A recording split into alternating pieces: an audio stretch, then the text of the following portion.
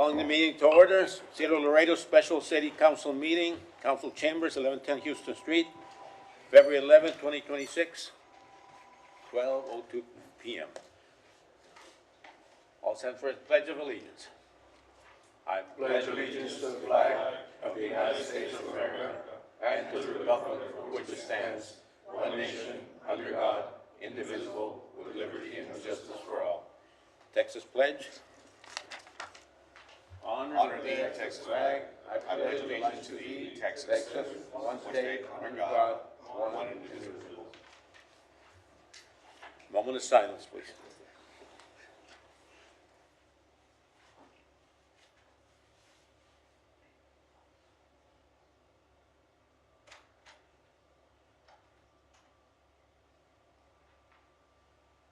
Thank you. You may be seated.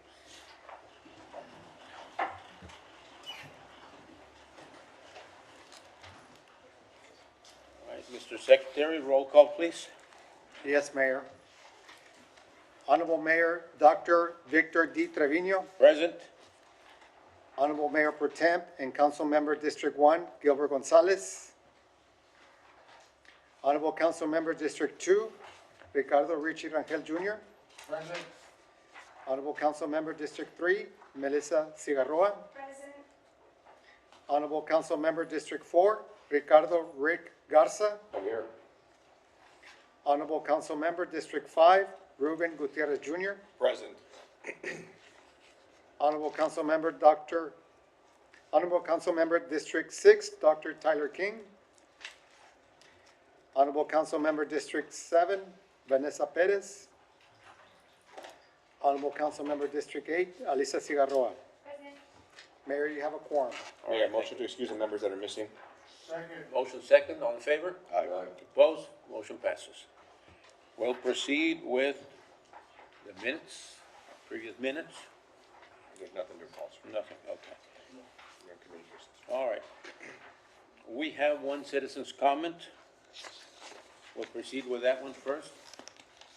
Just to remind everyone, citizens' comments are required to fill out witness card and submit it to the city secretary no later than 12:15 p.m. Identify themselves at the microphone. Comments are limited to 3 minutes unless prolonged. Speakers may not pass their minutes to another speaker. All comments should be relevant to city business and delivered in a professional manner. No derogatory remarks will be permitted. We have Julian Retodnowski. I'm here to speak on item 2. Okay. You want to wait till the item? I'll wait till the end. Okay, all right. All right, we'll proceed with communications. Presentation by mayor providing general comments on city matters, upcoming initiatives, and other relevant updates for the city council and the public. I want to thank Chief Rodriguez, Anita Stanley, and Crime Stoppers, Colleen Rodriguez, for the presentation this morning in coordination with the city, breakfast with the mayor at the Chamber of Commerce. These efforts are to present initiatives and resources to address some of the youth violence, especially as it relates to gun violence. The first town hall meeting will be held in District 3 at the Haynes Recreation Center on February the 18th at 6 p.m. so that we can engage the community head-on. I look forward to having Councilwoman join me if she's available. Some of these initiatives are already in action with the reactivation of the juvenile unit at the police department. Additional initiatives that will be brought forward will be mentorship programs with local business leaders and reinforcing after-school programs so our youth have options for help on their homework or just somewhere to go after school instead of going to an empty house or in an environment that may not be ideal. The key behind these initiatives is to make sure that our youth are given options before they get approached by the wrong elements or wrong people.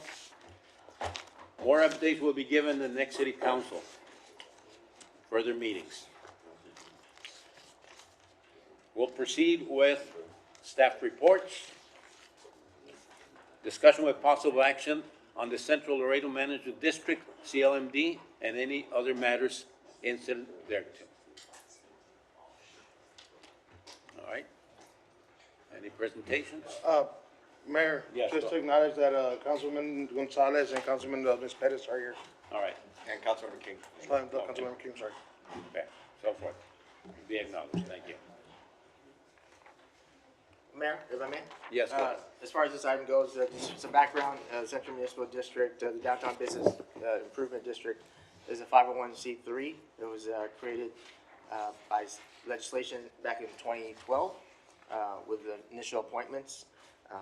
And since then, I believe it was June of 2025 was the last time we had board member recommendations and council approved. So there are no debts outstanding for the district, and we're operating based off of the state statute. Any bylaws can be created and crafted as they deem fit. So, just to give you a background. All right. Thank you. Mayor, I have a question. Yes, go ahead. Who can I direct questions to about this in particular? Anybody here that's speaking for board, committee? Mayor and City Council, and we will bring up the Central Management District in order to get there. I think the one thing that we wanted to do, at least on the staff side, was make sure you understand the difference of the nature of what this group is. It was established by state legislature. It's not it's separate from the city. We do have the appointment responsibilities for their members of who's on the board, but at that point in time, they are an independent body in order to work in the district that they are in. So I would like to turn it over to the Central Management District in order to cover any of that information, because I think they're the most appropriate ones to provide that information. We're happy to help close out any understanding from the legal side as to how this operates, but they are an independent body that works very similar to the Housing Authority and very similar to like the Metropolitan Planning Organization as well. We have relationships with them. Yes, go ahead. So, management, is it just to introduce it, or is it just to, it says, just to schedule possible action, Central Laredo Management, or what are we trying to do, or we're trying to do something changes, or what is it we're gonna try to do? This was placed on there at the last council meeting, and it was moved to the workshop based upon, it was the mayor's item, and I think there was a couple sponsors on that item as well too. The way the mayor laid out the conversation at the council meeting is that he was getting phone calls from some of the property owners in the downtown about the assessment that was placed up on top of the district. They placed a 20 cents per 100 of assessed value for that district in order to do the mission or the goal of their plan within that district. And so 20 cents? the idea is that it got laid on the council because of the phone calls that happened to the mayor. And so we moved it to a workshop special session for other conversation to give it its own proper due. Right, Mayor, fine. Yes, go ahead. Continue. Can somebody from the management district get up to the podium, please? Mr. Rochnowski.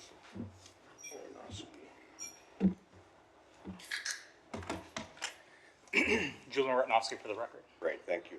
Thank you for being here, I appreciate it. Just a couple of questions and concerns that I've had from the public as well, especially after last meeting, because I knew we were having this workshop. So they're asking exactly, or questions that I've been asked, is how much money will the revenue be for this district to be happening? Or what will you be collecting? So, right now, the estimated, Of course, estimate, right, estimated to be collected is $310,000 per year. per year. Yes, sir. And then I'm assuming the district itself, the management of it, will decide where those $310,000 are spent, and for betterment of the downtown area, I'm assuming. Yes, sir. So to fully answer that question, the way the whole process works is we spend dollars according to a service plan. That service plan is adopted at a board meeting, which it has been, and that service plan can be amended, changed accordingly, dependent on our feedback from the community moving forward. So right now, we currently have a service plan. I wasn't really asked to do this, but I figured the more information I can bring, the better. I did create a small presentation regarding our service plan, basic outlines. We still haven't gone out to bid or anything. This is just our kind of guiding principles of how the funds will be spent. So we have to be within these boundaries. I think that would help us plenty to know where or what the plans are or for the future with these funds, because people are asking, you know, we're gonna be spending so much money or paying so much in an assessment fee, where are they actually gonna be funding? Yes, go ahead. If I may. Yeah.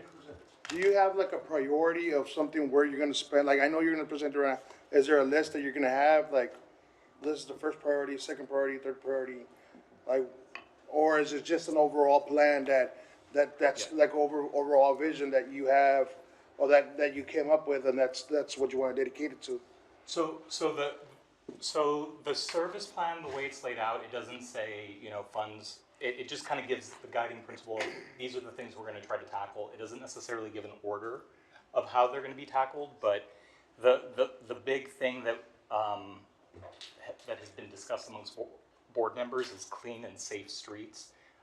We did a survey out there. A lot of the feedback had to do with the cleanliness of the downtown, the sidewalks, the concerns with you know, the homeless population, what's going on with that. So right now, $310,000, and I'm sure as council members, you've all quickly learned that when it really comes to providing services, that is not a lot of money. So our service plan is very ambitious in all the things it describes. I think once we go out to bid for those designated services, I don't think we're gonna have enough money to cover them all. What has been discussed amongst board members as being a priority just to start is just cleaning up the streets, doing our best that we can to, you know, get rid of the smells, just make it optically look a lot better. Another priority that has been discussed is lighting. And we've gotten this both from constituents and also from speaking with the police department that, you know, there's two major things that thwart crime. It's, first of all, people, which we're trying to get back into the downtown. You know, it's the least expensive way to thwart crime. And the other thing's lighting. So our focus is. Yeah. So let me ask you a quick question. I know you're gonna go through a presentation, and that's why we did this workshop, but my question is how about utilities? All right, let's say we have a breakage of a water valve in that area, is that money gonna go back and help us with the utilities, split it between the city and the body? No, so typically municipal management districts are structured to provide additional services, not take over services from the city. So, like, for example, something that has been provided by the city on certain occasions is power washing the streets. That is not a service that the city does throughout the city of Laredo. It's something that they do in the downtown. That's what you'd call like an additional and an amenity type service. Those are the things that we would be doing. Nothing necessarily to say that we'd go and start repairing infrastructure. But I'm saying not building infrastructure, but I'm saying repairing infrastructure. that's not how they're typically structured. We're not there to subsidize the city in providing the basic services to include repairs, so like pipes and things of that nature. Mayor, if I may. Yeah, go ahead. Mr. Rafalski, just a question. As far as street sweeping, you mentioned specifically keeping the streets clean. So we have street sweepers in there every day, from what I'm told, more than any other district. They're there every day. I don't get a sweeper in my district, maybe once a month, if that. But this is to augment that type of a service, I'm assuming? So And of course, the sidewalks, which are extremely important as well. yes, so I would say, if anything, magnify, and in certain cases, I have it in the presentation, very early on before, like when the bid reassembled, conversations were started with the Economic Development Department regarding some seed funding where, like, for example, you know, the city's currently spending some funds on sweeping the streets in the downtown. We can take over that whole service, and what was being discussed is, you know, instead of the city spending those monies, can that be something that's ceded to the business improvement district, because we would be more efficient, since we would be more service-based versus us, or contract-based versus us hiring someone, having to pay, you know, a salary, benefits, all those other things. It'll just be contract-based. Right, So right. we can really, in partnering with the city, we can also stretch some dollars that are currently being invested by the city when it comes to services like that. Okay. And then question number two, you mentioned specifically the homeless population. Yes. And we have concentrated on that tremendously as far as the city is concerned. We've given millions of dollars to the Bethany House to increase its size and its facility and service. What do you plan to do with it to help the homeless population down there? So I can't speak from experience on how municipal management districts directly support in helping directly the homeless populations. What I've seen and in other cities and how they operate, like in El Paso and everywhere, like coping with the homeless population affecting businesses, because as a district, as a business improvement district, our focus is helping the businesses downtown do better. And like, I think I mentioned this at the last council meeting, a thing that was brought to our concern was that there are, and I don't know if it's the homeless populations or just general vagrants, or if it's people just taking advantage with these parking lots from the city, including some private parking lots where they're pretending to be attendants and basically taking people's money from people coming to park downtown and then slashing their tires if they don't pay. Right. So like, an example that I gave at the last meeting that I'll re-give today is what we immediately started discussing. These in our plan is dealing with parking. Is there's kind of this double benefit if we can figure out how to do like a P3 project with the city and their open parking lots, the private sector with their open parking lots, figuring out how to then activate those, you know, generate money for the private sector that has those lots, but at the same time providing security. What was discussed is a lot of these parking lots have become more digital, where, you know, there's the little QR code. I'm sure you've seen them in San Antonio. You scan them. Those operate with a vehicle with a scanner that drives around and essentially finds out, okay, that license plate in that parking lot, did they pay? They didn't, then there's an automatic ticket sent, right? But the benefit of doing something like that also provides security, because now that individual that is driving around, you know, for all those parking lots, if they see something, you know, someone slashing a tire, someone charging, you know, illegally for those things, they are now, you know, they're not a police officer, but now it's eyes, it's a person. You know, it's a person that's driving around the downtown, you know, later on at night, because a lot of these complaints come in past 9 o'clock all the way to 2 in the morning when the bars are open. Sure. And the bars are complaining because now their patrons don't want to come downtown. So our focus always is going to target how to help the businesses. That's our priority. That's how these are built. Okay. Municipal management districts in the state of Texas. Are you all wanting to bring something like that here locally as well, to be able to run a QR code and be able to park somewhere? Oh, definitely. Okay. Because I think How- that knocks. That brings up a Yeah. good question, because we have a lot of people coming in from Nuevo Laredo and Mexico in general. How will that system work when we have a person with a Mexican plate that is parking in one of our facilities or your facilities? So it all comes down to policy, but the way I've seen them operate in other cities, when I see the plates, the Pearl has them in San Antonio, so I'm very familiar how they operate there.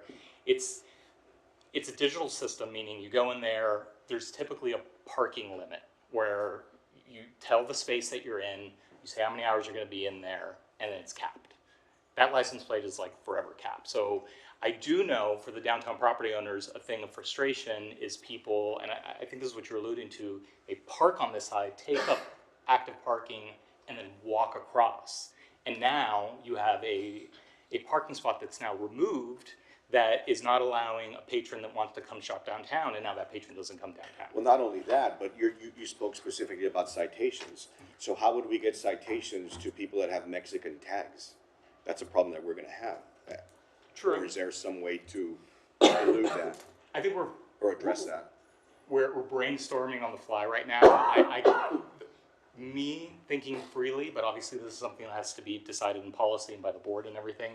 I can imagine eventually moving towards, if you have this continuous issue where there's this license plate, then you partner with a tow truck company that goes, hey, this person has 3 citations, you know, they're obviously not following the procedures of parking in this lot, therefore boot it or tow it. That's great. Thank you. I appreciate it. All right. Go ahead. Mr. Ratnowski, you mentioned that you were not asked to have a presentation. I mean, I understand that you do have one, and I'm eager to hear it. But there was nobody who reached out to you to ask you to explain this, even though it was on the agenda for us? All I know is we had a board member that resigned because he left Laredo. He mentioned to me that he was notified that this was gonna be on the agenda, but there was no specific ask from staff for us to give a presentation. But I just kind of figured it's a great opportunity for the public to learn more, might as well take advantage of that, and that's why. Very grateful for you to be here. I wish we had a better procedure to notify you, because I do think that the public wants to understand, and it will help us understand here as well. So thank you for being here. Did you have a question? Oh. Okay, so, and I understand downtown is part of a citywide, like everywhere else. And my colleagues have always understood and helped, like, for example, in our side of the city, they helped with the new fire station and stuff.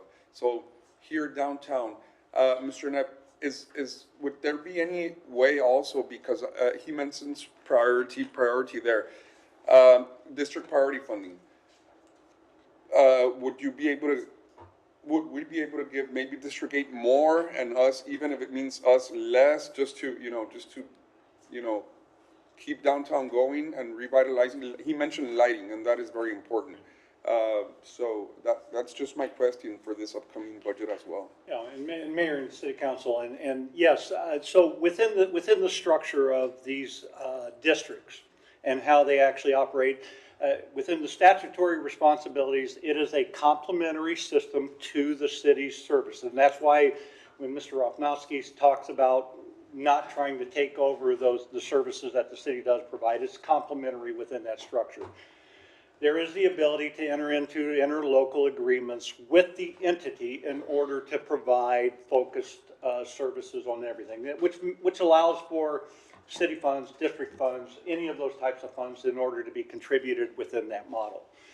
They're able to partner with the tax increment redevelopment zone as well too, the tiers in the downtown. They can partner with them as well too. In fact, there's a lot of good examples of where that relationship between those two entities help overcome what the challenges are within those districts. And so, yes, the ability is to develop out any of these types of relationships in order to accomplish the goals that are set out there. Mayor, Yeah, go ahead. so is it does CDBG money also go into downtown in that area? The CDBG funds do go into the downtown, but it follows the low to moderate income of our population. It can't go just directly to the district just because it's a district. It has to go to that specific class of what that purpose is for the CDBG funds. The lighting is for the whole district. So- Yeah, and I guess in the most recent case, and it was brought up about the Bethany House. The Bethany House serves that population a lot. That's why we were able to put CDBG funds into the Bethany House use, because it served that population. The district serves a bigger population of that, so we could carve out different pieces that would help for the low income area, but it has to, those funds have to be committed to that source, and there's a very big criteria about crossing T's, dotting I's for that. Mayor, if I may. Yes, go ahead. Mr. Knapp, CDBG funds are moving over there from different districts. All the districts are being funded, you're going to downtown, CDBG funds are. For this year, or the last year, and this year, if I'm not mistaken, for how many years is that going to continue?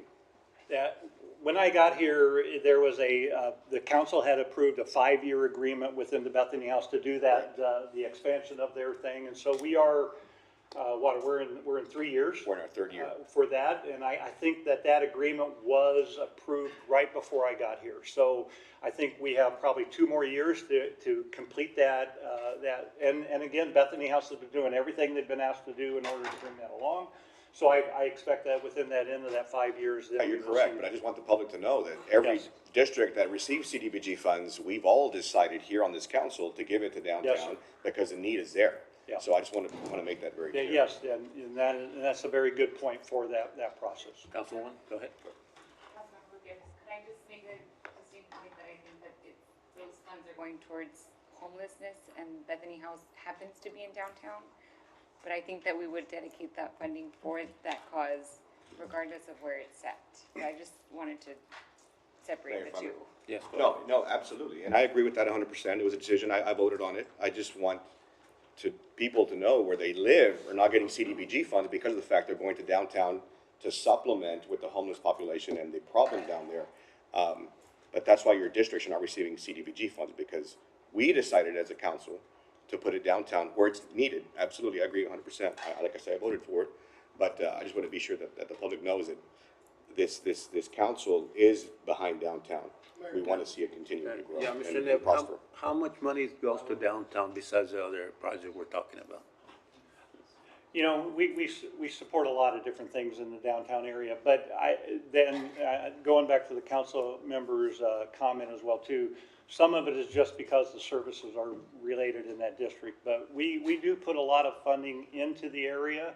The Hamilton Hotel is a good example that we have to help with that one as well too. But you also have the different entities, Center of the Arts, a lot of different, because all of our facilities are in this general area as well too. And so I don't have a specific number. I think that'll be the hard part for me right now, is that I don't have that as part of that criteria.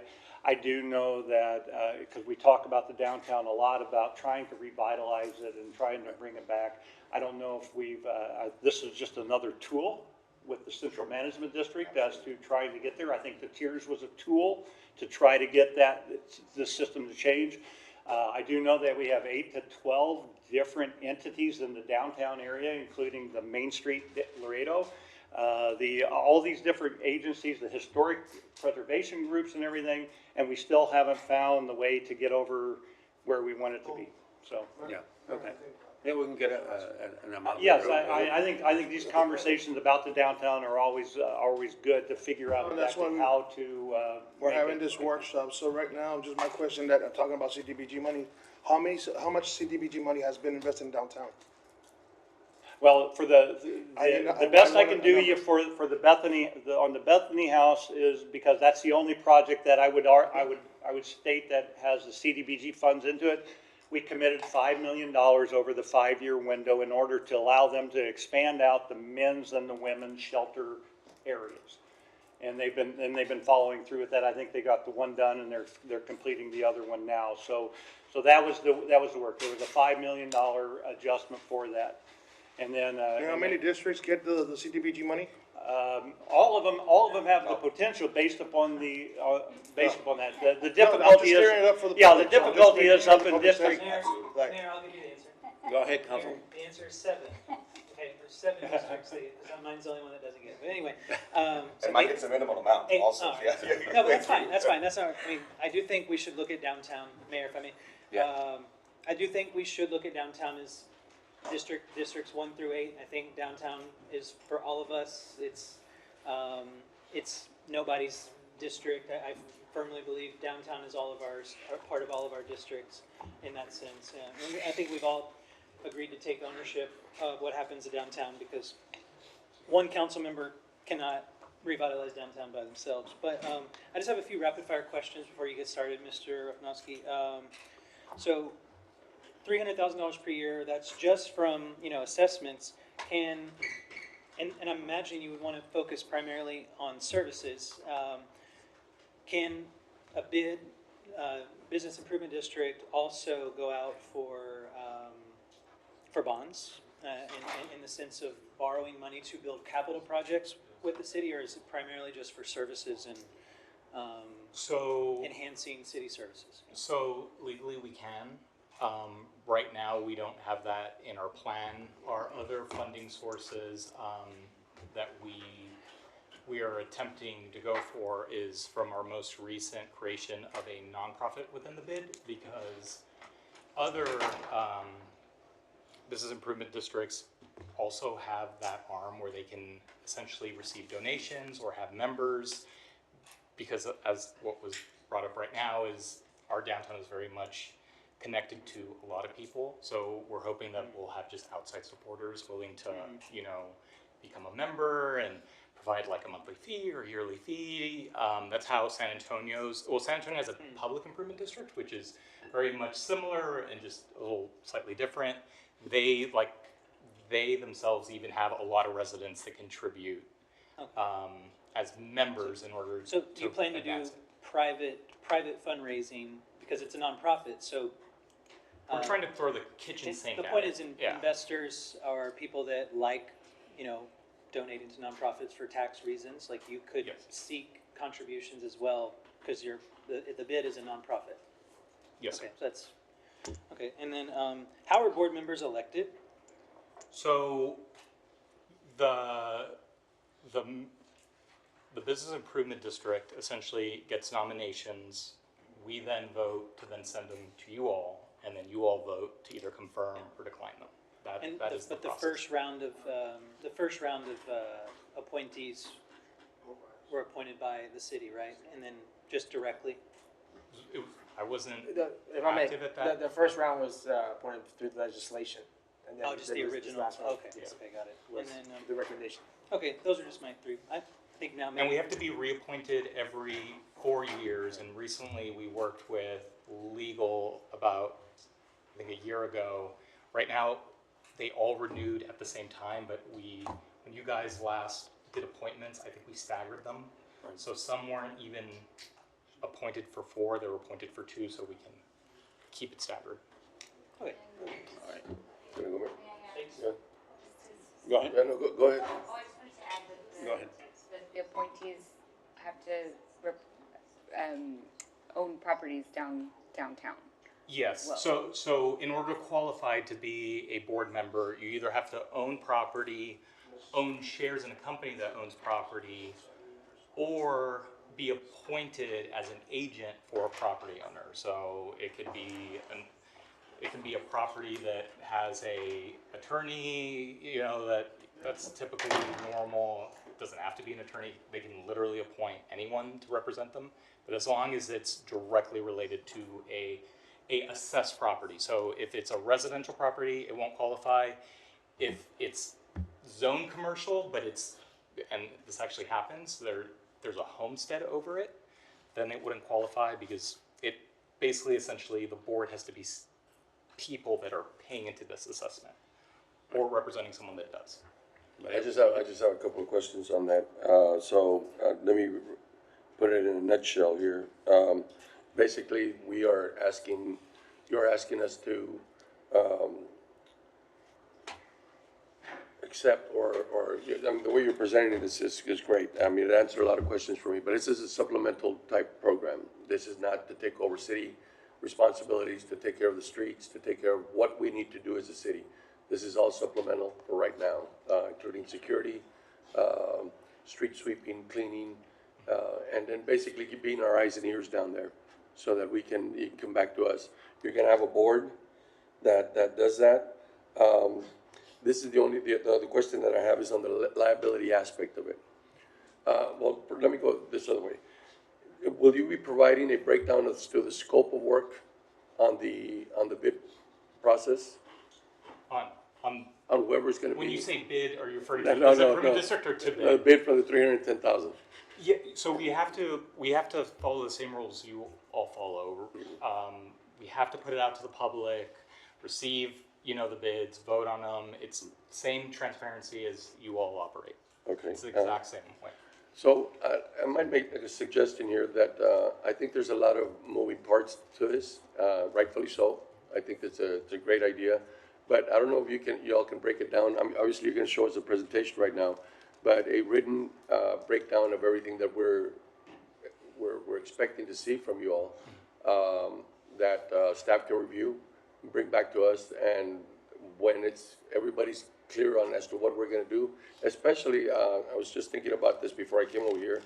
I know there's some concern about the foreclosure part, and if we can put those guardrails in written form so that we can all be comfortable with this, and staff reviews it, our zone, if he's gonna review that, then we can all go ahead and vote on it, and everybody can go on their way and move forward with it. And if I may say something on the foreclosure, I really do appreciate Council Member Pettis bringing that up. I actually did a lot of research over the past week, and because I truly meant what I said at that day, to me, doesn't make common business sense to foreclose on businesses when you're trying to bring back a district of businesses. Right. So I actually did some research, and I couldn't really find a municipal management district or business improvement district that actually activates foreclosure powers. So I've already, there has to be a vote of board members, but the board, I've spoken to 2 other board members, and we're in complete support of implementing the policy that does not do foreclosures.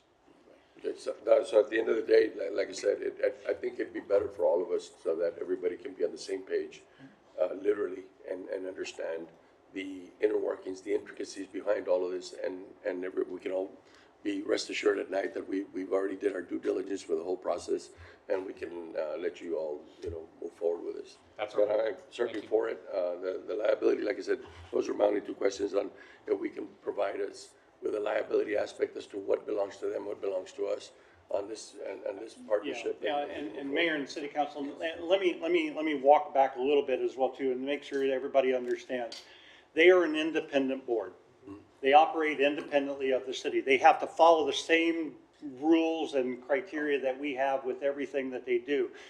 We have the responsibility to ratify or appoint their board members, and then that's where our responsibilities stop. When this question came up about putting the assessment on top of the district, and again, I mean, it's been in, this entity has been in inception since 2013. We finally made it to this point, and this is where they're at with that. And so they did everything that was required by law to notify the district, notify the public of all of this information. I want to make sure everybody understands that. They have a plan out there on site, and it is available for everybody. The only time that the city will get involved from this point forward is reappointment of members, or if they seek, or we seek, a interlocal governmental agreement where we work together on some form of that business. They're an enhancement body of the downtown. They don't take over our services or anything, but we can get you all that information. I don't mean to downgrade any of that.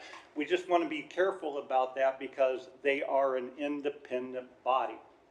And so our responsibilities are within the appointment authority. And if we have an interlocal agreement, then we have the conditions of whatever those agreements look like. Okay. That's okay. Okay. Yes, go ahead. My quick question is just another, quick question. You got a lot of questions, right? You're talking about lighting, security, that's, for security, right? Security purposes. Is there a way, or is there any plans in that scope of project you're trying to create for the rest of the, for this implementation? Are you thinking about hiring securities or to drive around in golf carts, making sure that their license plates, tags, that would help us as well, with our code enforcement, because we can utilize them for other purposes and not so focused in downtown area. So I don't know if you have that, is that in your scope, in your plans? Because that's what I'm reading in some parts of San Antonio. They just have to have the uniform, ready to go, but they represent, and they represent the capacity of the agency. So I'm just. So to answer your question, our service plan is best described at this point until we go out to bid as a wish list, because our limitation is not our ambition, it's how much money we have. So our plan is to put together, what we're going to be putting out to bid. Security is one of those things, figuring out what that, and we're going to figure out what everything's going to cost. And at least a goal on my part is not to just immediately start awarding everything left and right, but really get some community feedback on, okay, this is what these things are truly costing. This is what it's coming out to. We have 310,000, is this truly our priority? Let's get this moving. Okay, is this one? Let's get this moving. And our limitation is not our ambition, it's gonna be the cost of it all. So to answer your question, if the money's there, then yes. The big point of feedback that I keep getting right now is that break-ins, well, maybe not just break-ins, but vandalism is become a problem. Security is one of the main, you know, I think security is one of the main objectives, making sure before you even start building, you want to make sure that everything's downtown is safe. To go out, you know, to go out, have a coffee, walk around downtown. So if we have security and proper lighting, I think it's something, I'm just, you know, I'm not telling you what to do, but it's just imagine that that would be one of your main priorities, making sure that people feel safe downtown before we even, you know, start investing or whatever they want to start doing. Our slogan's gonna be clean and safe streets. That's really what we are pushing for, because ultimately, no one's gonna go into an area if it's not clean and if they don't feel safe. So, Go ahead, we're on the same Mr. page. Rogoski. I promise I'm gonna try to keep this, 2 more questions max. What was the consensus of the people that are gonna be affected by this? Was there pushback? Were there more questions, concerns? Because I'm assuming nobody wants to pay more taxes. Nobody wants to do that, obviously, right? But it's going to benefit the businesses, and I'm sure they'd be in favor of it. But what was the consensus of those people affected?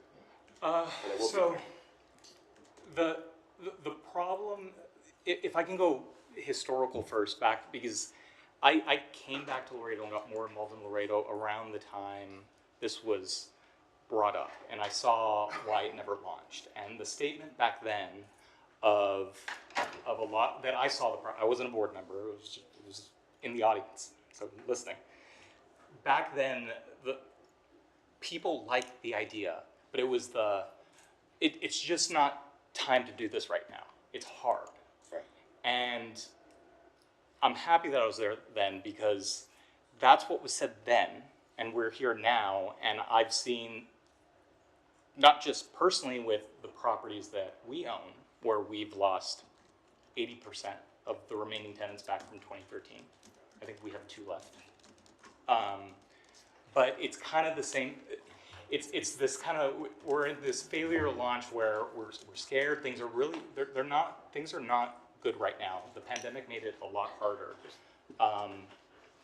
But where we're at is we need it to be clean, we need it to be safe. So a lot of the consensus, and at this point we've had such a discussion, I'm gonna probably jump around in my PowerPoint because I think I've answered some things in there. But what we heard a lot is the cleanliness, the lighting, those are their concerns. And the general concern is the money gonna go there? Is it gonna, like you're raising this money, is it gonna go to these things? So that's gonna be on our, that's our major duty in all this, is we have a line item for administrative. Our goal though is to try to, like, I don't know if I mentioned at the previous council meeting, but to save every dollar, I created our website instead of hiring someone.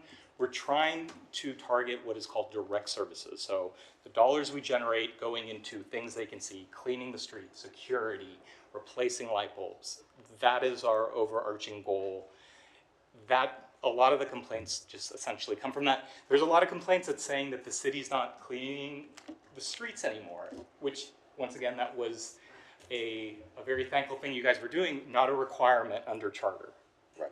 So we need to come in and start plugging those holes in order to prevent this continued, downward projection, and not just values, but when values are going down because we're losing tenants because they're losing revenue. It's all like we need to do something to change the trajectory right now. This is to staff.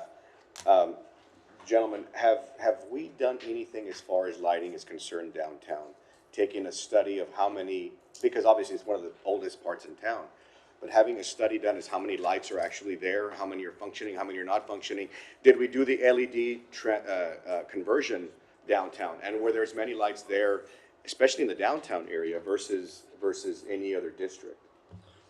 Mayor, I am aware that We did do a study downtown in which we asked for grant funding to be able to switch out the light fixtures to LEDs. We can get an update on how far that went. Do you have it, Ramon? Honorable Mayor, we have information as it's related of assessments that we've done in the past, so that information is available. I know we've done some at some of our plazas, and there's been grants that have been awarded, but we can definitely get all that assessment that we have for all the downtown area. And Mayor, if I may continue, just to kind of see where lighting needs to be added, not necessarily just replacing with LED bulbs, but if we need to add more fixtures out there, then we can have that study done for downtown specifically. Yeah. Go ahead. I just wanted to respond just because I've been working extensively with the TERS, the management district, and our management as well. And I think it's like with a lot of initiatives that get started, there's just the follow-up and the follow-through, because we've met multiple times with Mr. Chavez and Mr. Valdez, and we've done a walkthroughs when it comes to downtown lighting and this grant funding, which is stalled, which is just unfortunate. And but it is that focus that we do need to commit to when it comes to seeing some of these things through. And I just to step back, and maybe some of this will get mentioned in the presentation, but when it comes to downtown, we have to recognize that there are different elements that make up a successful revitalization effort. And so the TERS is an avenue for major infrastructure projects and capital improvement projects, and then, but they're not a mechanism for maintenance. So just as an example, quite a few years ago, I believe the TERS funded Misters downtown, and they were hundreds of thousands of dollars. And then, but because they're not able to maintain, there wasn't a mechanism at the city either. Yes. No, that wasn't the TERS. Oh. It was the city. It was many years ago. The city, to a lot of the downtowners, like very happy. They did the improvements on Iturbide, which included Misters, and there was no service plan. And I think it was like over $400,000 of improvements to include those Misters with no service plan. Within the year, they were all dead. Well, thank you. Thank you for the correction. So it wasn't from the TERS, but still from the city, and without that dedicated service plan or dedicated focus from the city, well, they do not exist anymore. Mr. But Nair? that's Yeah, if I could, and this is just some additional information at this point as well too, just so everybody understands a little bit of the dynamics through this thing as well too. The city's standard for lighting on the streets is intersection related. It is about the vehicular transportation more than it is about pedestrian type traffic. So there is a mindset that has to change with that. Let me utilize the maintenance of the sidewalks as a great example of how we have to shift within the structure as well too, because by state law, by city law, the sidewalks are the responsibility of the contiguous property owner. It is not a city function to maintain those sidewalks. We assist with replacement, we assist with different health and safety nature, but the law says that it is the contiguous property owner in Texas. So I want to make sure you understand that, because the additional work that we are doing down there is to try to help out within those areas. What you have is in the downtown area is that you have 0 lot setbacks. That means the building can go all the way up to the sidewalk, and so there's no parkways, unless we put them in there and everything. But those dynamics actually is what helps convolute or confuse what are we supposed to be doing and how are we supposed to be doing that. And I actually believe that the municipal management district will help serve that bridge across the processes of that, because if we follow one letter of the law, or if we're going to provide additional service, let's have that conversation as to why. I think Councilmember, you had mentioned about, well, my sidewalks don't get washed, right? But the idea of that downtown is it's about critical mass of population on top of it, and so that's why it's so much tighter for that area, and that's why we try to provide additional services. And I think, but because it doesn't fit the standards or the law of what it is, we've never had it fit within our structure the way it should. That's all I'm saying. And so we have to have a different conversation within this, within exactly how are we going to try to accomplish this. And All right. just go back to, and so the business improvement district is that mechanism for maintenance. And so like the city of San Antonio, there's Centro San Antonio, that's their public improvement district. And so they take care of maintenance and marketing and service, like these service plans for supplemental security. They don't override and take over the main function of the city, which is public safety. But they do have these supplemental services like side power washing and supplemental security, and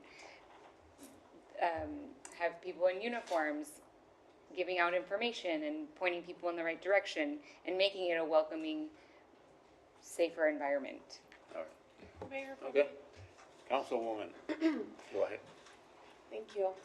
So I just kind of want to point out, I mean, we're having this workshop to kind of dissect this issue a little bit further, but I am disappointed that we don't have the numbers. I mean, I know that we're asking questions about how much money is going into downtown or how much we're putting into this. We need to be able to see, you know, these numbers so that we can kind of factor that into our decision making.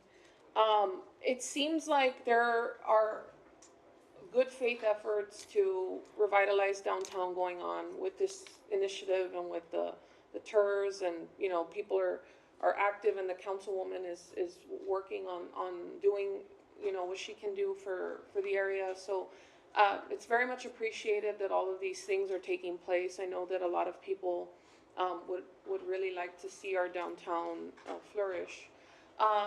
It seems like with this initiative and with some of the other things, there's going to be room for confusion, because it seems like there may be some stepping on the toes going on. For example, if you guys want to put more lighting, who's going to be the owner of that light pole? And then is that light pole going to be paid for, the electricity going to be paid for by the city? And then is that a decision that you guys are making on your own, and then we just have to kind of pick up the tab for the maintenance and operation long-term costs? Do you see where I'm going with that? I mean, we are, as a council, are not deciding to put those poles, you guys are, but then we're gonna be absorbing that overall long-term expense. And so there is gonna be a lot of, I believe, interaction between us and you all, but it does seem like there has to be a lot of details hashed out. When you talk about changing a light bulb, you know, who's gonna be paying for that light bulb, right? Like, is it gonna be the business improvement district, or is it the city's responsibility? It's kind of fuzzy, right? It's gonna be fuzzy. I appreciate what Mr. Nepp said as far as like the sidewalk maintenance goes to the business owners. But the concern I had as far as with that relationship is that we do get to appoint the board, but you guys, my understanding is that you all have to approve who we appoint.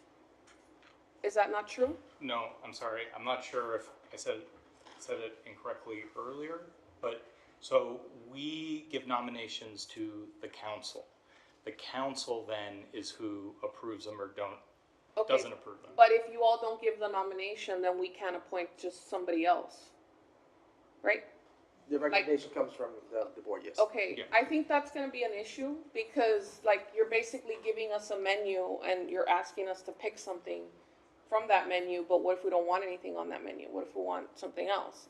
I think that there's some fuzziness there in those types of logistics where we shouldn't have to only be limited to the recommendations. I think there needs to be some flexibility there, because we again, if you all put in a light pole and the council and the taxpayers are now supplementing that in terms of paying the electricity or whatever that is, then we would need to be able to have strong oversight. And I understand that you all are an independent board, but there is some need for that oversight. And then I appreciate that you brought up the foreclosure point, but it's not just the foreclosure, it's also the fact that of placing a lien on a property.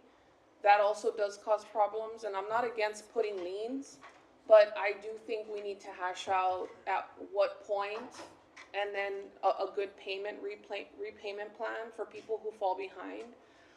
Because once you put a lien on a property, at some point, that person may need to refinance to kind of pull money out of their equity, to take care of some debt that they may have, to kind of be able to start paying or maybe to pay their debt. But once you put a lien, they won't be able to foreclose. I mean, they won't be able to refinance. So it locks them in their ability to kind of manage their own debt. And so I think that that also is something that needs to be done kind of after a long series of events that involves a very detailed payment reschedule. For example, let's say you get behind, and you have to be behind for a certain period of time. You also have to be fair in the late fees that you assess and the attorney fees that are assessed, because sometimes people get foreclosed or get liens placed, not because of the principal amount, but because of all the additional fees. The principal amount could be 1/4 of the total amount of the lien. The other 75% is interest, attorney fees, and late fees. So we do want to be careful with that type of structure. And so I think we do need, and I thought that's what this workshop was about, right? Hashing out these types of details. If somebody doesn't want to pay or somebody opts out, I mean, is there an option for people to opt out or for them not to participate? No. They have to. Yes. Okay. So the concern I have there is that the assessment that's being placed on these businesses is 20 cents per $100, right? Valuation? Yes. Right. So when we went through the whole bond workshop and we figured out how much we needed for the Hamilton improvements, for the streets, for a police station that we desperately need, and some other, maintenance items, the price tag that we put on that bond was going to help us be able to make a lot of improvements, and people rejected it and were against it, and that assessment was only going to increase by 10 cents per $100. So you're talking an overwhelming rejection of that bond at 10 cents per $100 versus here, this one is being assessed 20 cents per $100. And I understand it's more specialized, but in your statement earlier, you mentioned that you yourself as a business owner, landlord, are struggling to keep certain tenants and that you've lost tenants, and correct? You did say that? Yes. So I'm pretty sure that there's a lot of other business owners downtown that are also struggling in either equal or similar ways.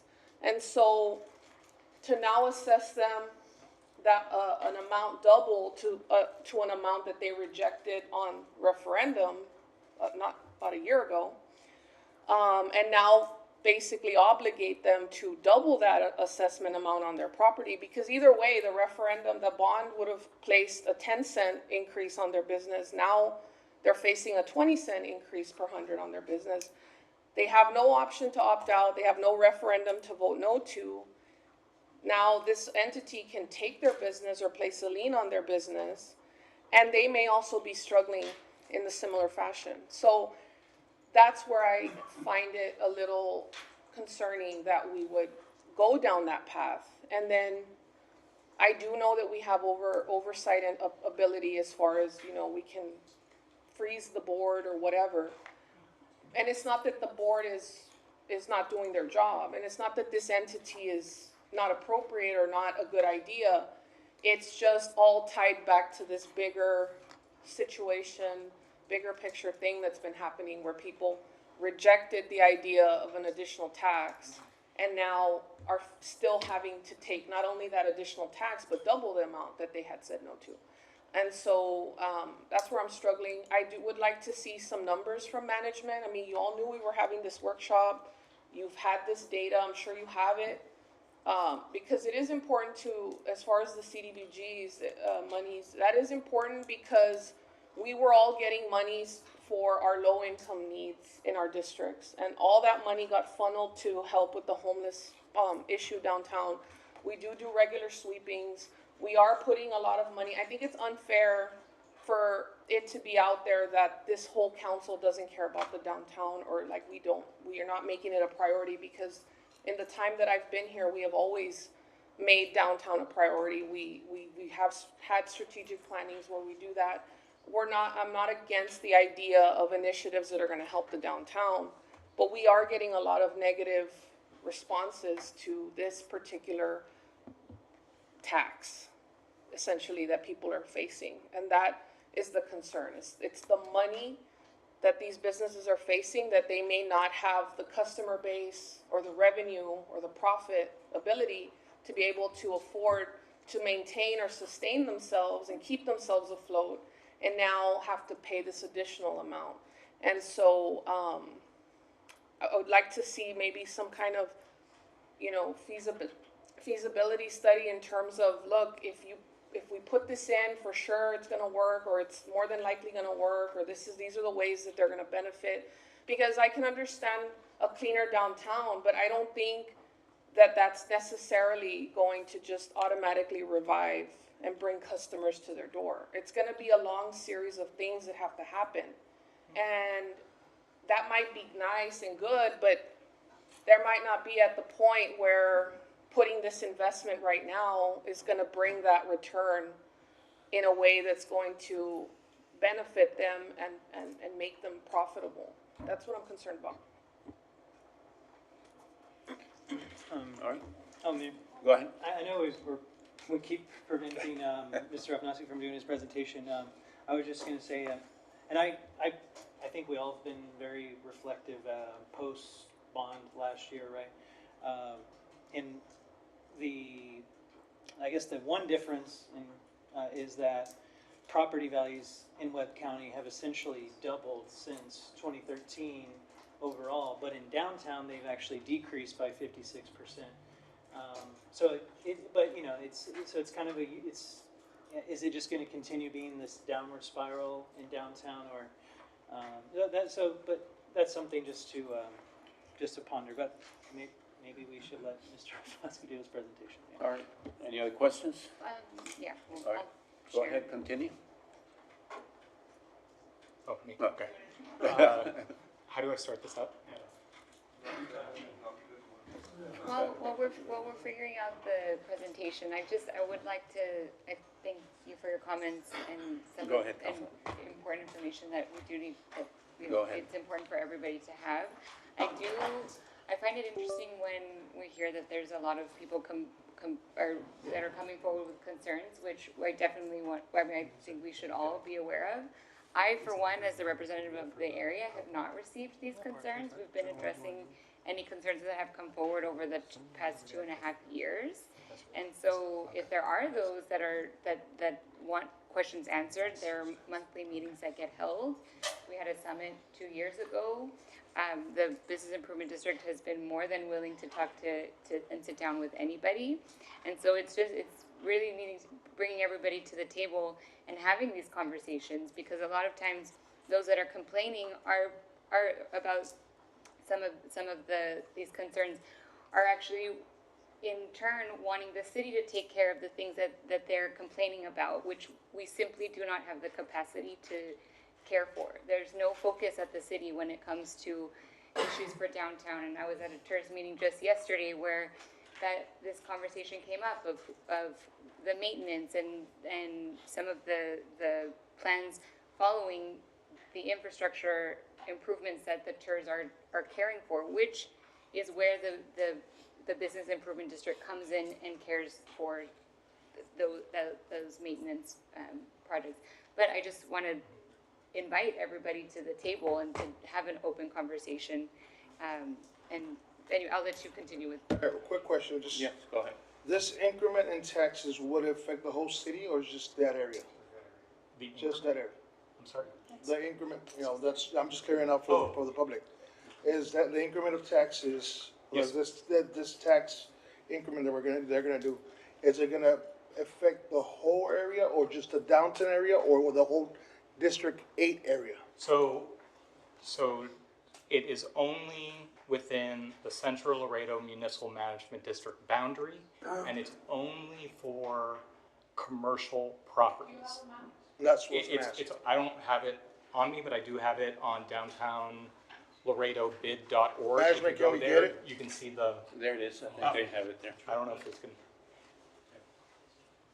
We wanna see the boundaries.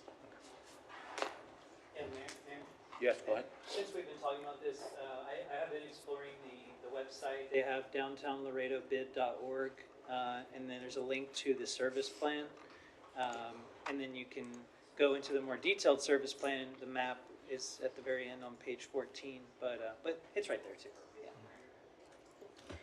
so I'm not sure if I finished my thought. So it's only commercial properties, and then it's not, if it's a commercial property, but it's like a 501, I think C3, those are also excluded. So it's only commercial properties, not residential. Single family, all the way, so R1, I forgot how it's classified, but up to 4 units is considered residential. Anything over that is considered multifamily commercial.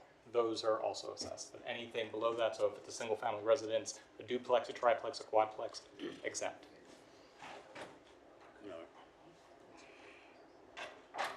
If I may, so this is introducing a dedicated entity committed to the revitalization, economic development, and enhancement of downtown Laredo. This presentation is going to outline the service plan. So we have a transformative vision. We're dealing with a really old downtown that's actually technically split in two between Nuevo Laredo and Laredo. And if you ever look at a map and really look at it, you can really see how we're not this half downtown, but this larger one. But we're struggling with what's going on in Nuevo Laredo.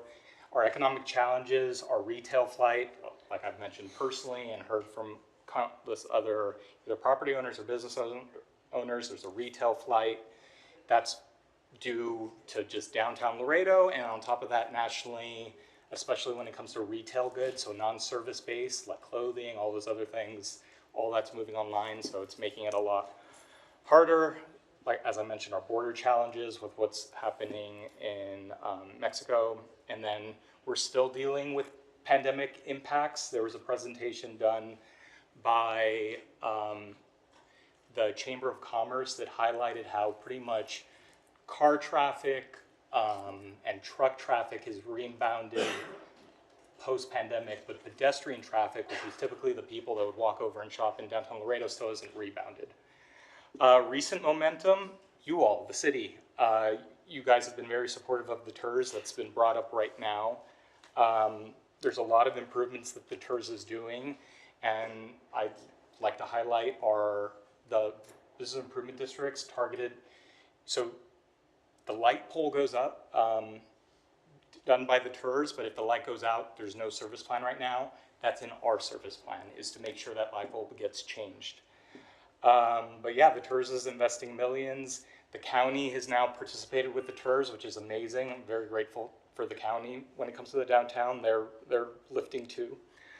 The missing piece is the activated bid to coordinate and sustain the progress. Make sure that, for example, the TERS, all the improvements that are going in, that the city is supporting, that it doesn't turn into the infamous Mr. story where the funds weren't there to maintain it, because all those improvements are to the benefit of the downtown property owners. So we did do a survey. We had 230 respondents. The perception of the downtown, there's a 69% negative perception. There was only a 10% positive perception. Within that survey, we did segment actual either business owners or property owners in the downtown. The top priorities listed by the majority of those people was, as brought up earlier, security was number 1, parking 2, cleaning services was 3, better lighting, and economic development. Those were the top things that were requested as services. These came out of, I think it was in mid-2024 when we did the downtown summit. Sorry, 230 out of how many? 230, how many responses were downtown property owners? Responses versus how many actual owners? I don't have that No. right now. I can get that answer to you all. I'll make a mental note of that. So our service plan is class, clean and safe streets. We're trying to target 90% direct services. What you'll see, so the things that we've been discussing as a priority is regular power washing the street, graffiti removal, within 24 to 48 hours, supplemental security patrols, and enhanced lighting in key locations. And if I can just tag that, because Councilwoman Bettis brought this up, when it comes to us adding lighting, right now there's no plan on us building the light posts. Our plan is to make sure that the improvements being put in by the TERS are maintained into the future. But I will highlight this, as much as we're an independent board, if we are gonna be doing any major improvements, this is gonna be working with the city. This is not gonna be with us in a silo. This is gonna take coordination and making sure when those things get put in, that there is a service agreement where the city understands, okay, these are your responsibilities. If you're putting these in, that's very important. Mayor, So- if I could, I want to expand on that as well too, because I want to make sure everybody understands that. So and talking about the tiers as well too, the TIRZ is the ones installing the light fixtures. That plan is adopted by the city. The TIRZ that plan is adopted by the city. So we have stated that plan is a legitimate plan for the downtown. So when we talk about this, I appreciate what the municipal management district is saying. Look, we'll help with the maintenance of those lights, but that would be an obligation of the city because we adopted the plan that the tiers is doing that work. I want to make sure everybody understands that distinction between the two. If the MMD chooses to do an improvement in the downtown, that takes an interlocal with the city or with the tiers. But if the tiers does it, then of course it still takes the council to approve that plan. I just want to make sure that's a great distinction for that. Mayor, if I'll you. Go ahead. Oh, quick question. Do you have constant communication with the tiers and yourself, like the board? So you guys won't have to overlap on the same objective or the same proposals you're trying to bring to downtown. I'm saying they're looking for security and you're looking for security. So if you're gonna work together, then you don't have just 300,000, you have a little bit more. So it's a great point, because when you look at economic development strategies on revitalizing downtowns, it's a sandwich. You see TERSs and business improvement districts or municipal management districts, they always work in hand, to your point, because you don't want duplicated services. You want to make sure the major improvements being done by TERSs. Once again, TERS, the best way to put it on the light pole example is the TERS builds the light pole. Typically in cities, the way they use their business improvement districts is those are the ones that replace the light bulbs moving into the future. So yes, and what we used to have, right now we coordinate a lot through the councilwoman. One of our board members sat on both the TERS and the bid, so it was a constant communication. Now we just need to do a little more effort, but yes, the key is to constantly working with the TERS and especially working with the city on anything we're working on. But yes. Yes, go ahead. I'm done. So that kind of goes back to my original concern that I brought up was, okay, so for example, let's say we had a Mines Road Improvement District group, and they said, you know what, we need lighting here, we need this, we need that. It's like an arm now of our government in a way, because since we're the ones that set the budget and decide what's gonna get funded and what's not gonna get funded, now you have an outside entity that's basically saying, we're gonna put these lights in, we're gonna do these improvements, so you're already like spending a portion of our budget on these items in a way, because by giving an agreement on this, and so of course, we're not gonna wanna say no to downtown improvements, so it's already like pre-obligating what's gonna be budgeted for. And when it comes to the light pole and the light bulb, that's still not including the electricity, right? So we're still paying that electricity bill. So now our electricity bill for downtown, because of these light poles, went up, let's say 15%. Well, now we have to budget that. Like we have to take, now our budget is reduced by that amount that we're able to spend. So let's say the Mines Road Improvement District does the same thing and says, we're gonna put in, you know, all this whole street is dark. Let's put in a bunch of light poles. Now we guarantee that the city has to have lighting here. So instead of the council or management like directing how the funding is distributed and what's getting funded and the priorities of projects, now all of a sudden it's like these projects are all of a sudden now jumping to the top of our funding list, and this board is deciding what those projects for our spending is. And so I can appreciate putting money into downtown, but I would like to see, you know, it's like we can keep putting more and more and more and more and more money, but then that means that at some point, you know, we're gonna have to decide, like, when is enough enough? And it's hard because we don't have numbers. And I mean, it's not really something for you to defend or respond to. It's more just like an observation. And as far as the boards go, you mentioned that there's the same person on two different boards. I find that concerning because you have one board making a decision and that same person sits on this other board, and it's just, I think it would be better to have independent people that can, you know, have to kind of work together and collaborate and come to a consensus versus the same people on two boards, and then you all come to us and say, well, both of these boards agree with this, or both of these boards want this project, which is really just the same people on two boards. And so that's a little concerning for me on that. Yes, go ahead. Can I just clarify something? Yes, absolutely.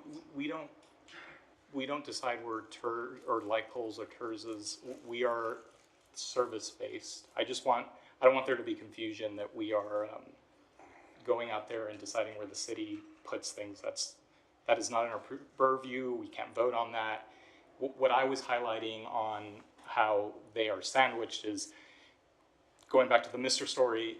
The Misters were a decision by the city, but there was no plan to make sure that they were.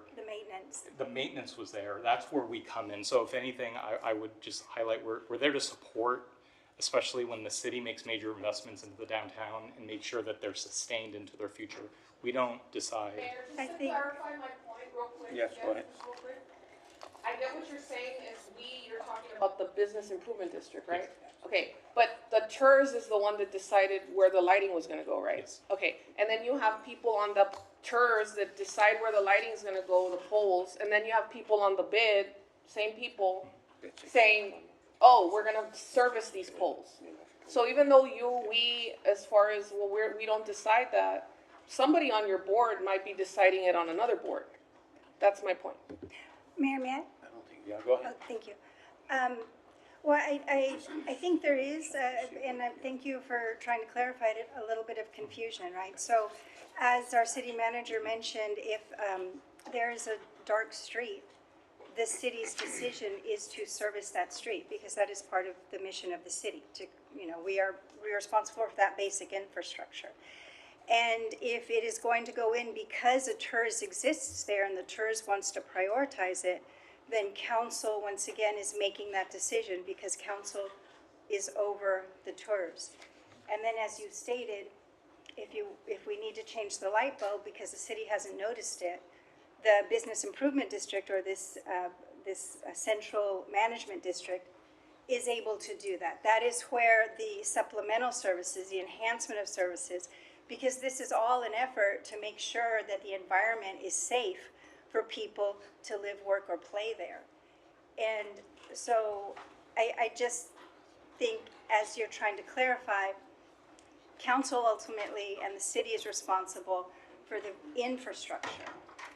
And yet, like in case of the malfunctioning water misters, if you do not have a maintenance plan, that infrastructure will fail.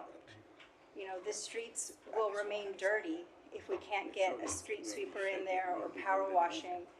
And the city isn't as flexible nor nimble to be able to do that all the time. And because the Business Improvement District has this pot of money and is able to create these service contracts so that these daily occurrences can be looked at and taken care of, so that people can come and operate in the downtown safely.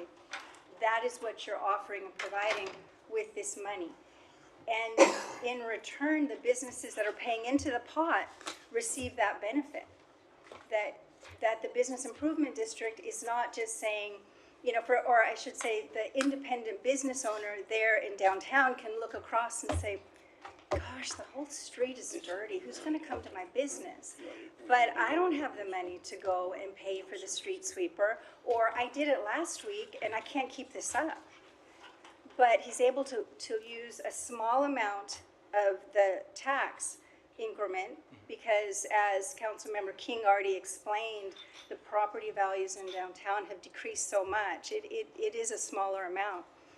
Contributed to a pot, and it benefits not just his store, but the entire street and the entire area.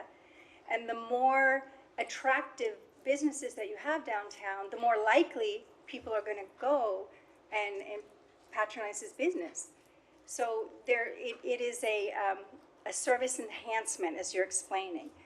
And it is absolutely necessary to have that kind of dedication if we're going to take revitalization of the downtown seriously. Because as Councilmember Alyssa Cigarro was saying, the city isn't flexible and we just don't have those resources to be that attentive to this one area. It takes a village. It takes help. And so I think the service plan that you're promoting makes complete sense. And I'm grateful that the business owners have come together. It was established a long time ago, and maybe some of the business owners now weren't around when it was established, so there's a little disconnect there. But it's been established, it's gone through the legislative hoops that it needed to go through, and now piecing together a plan that will benefit all of downtown, it's exciting. And so I'm, working with the tours. It is leveraging all of the resources that we can so that we can give this beautiful area of ours the attention it deserves. And it Right. complements what the city does, and I want to thank you for that. Go ahead, Councilwoman. Yes, Mayor, just to clarify a few things, like what I believe Councilmember Cigarro is saying, I mean, yeah, she's talking about taxing people and then having that money available to spend on the greater good and the benefit of everyone. That's what we do as government. And the same thing is that we put out a referendum for a bond to do exactly that, to make citywide improvements at 10 cents per $100, and people said no. And here you have an entity that's charging 20 cents per $100, and they have no option to say no.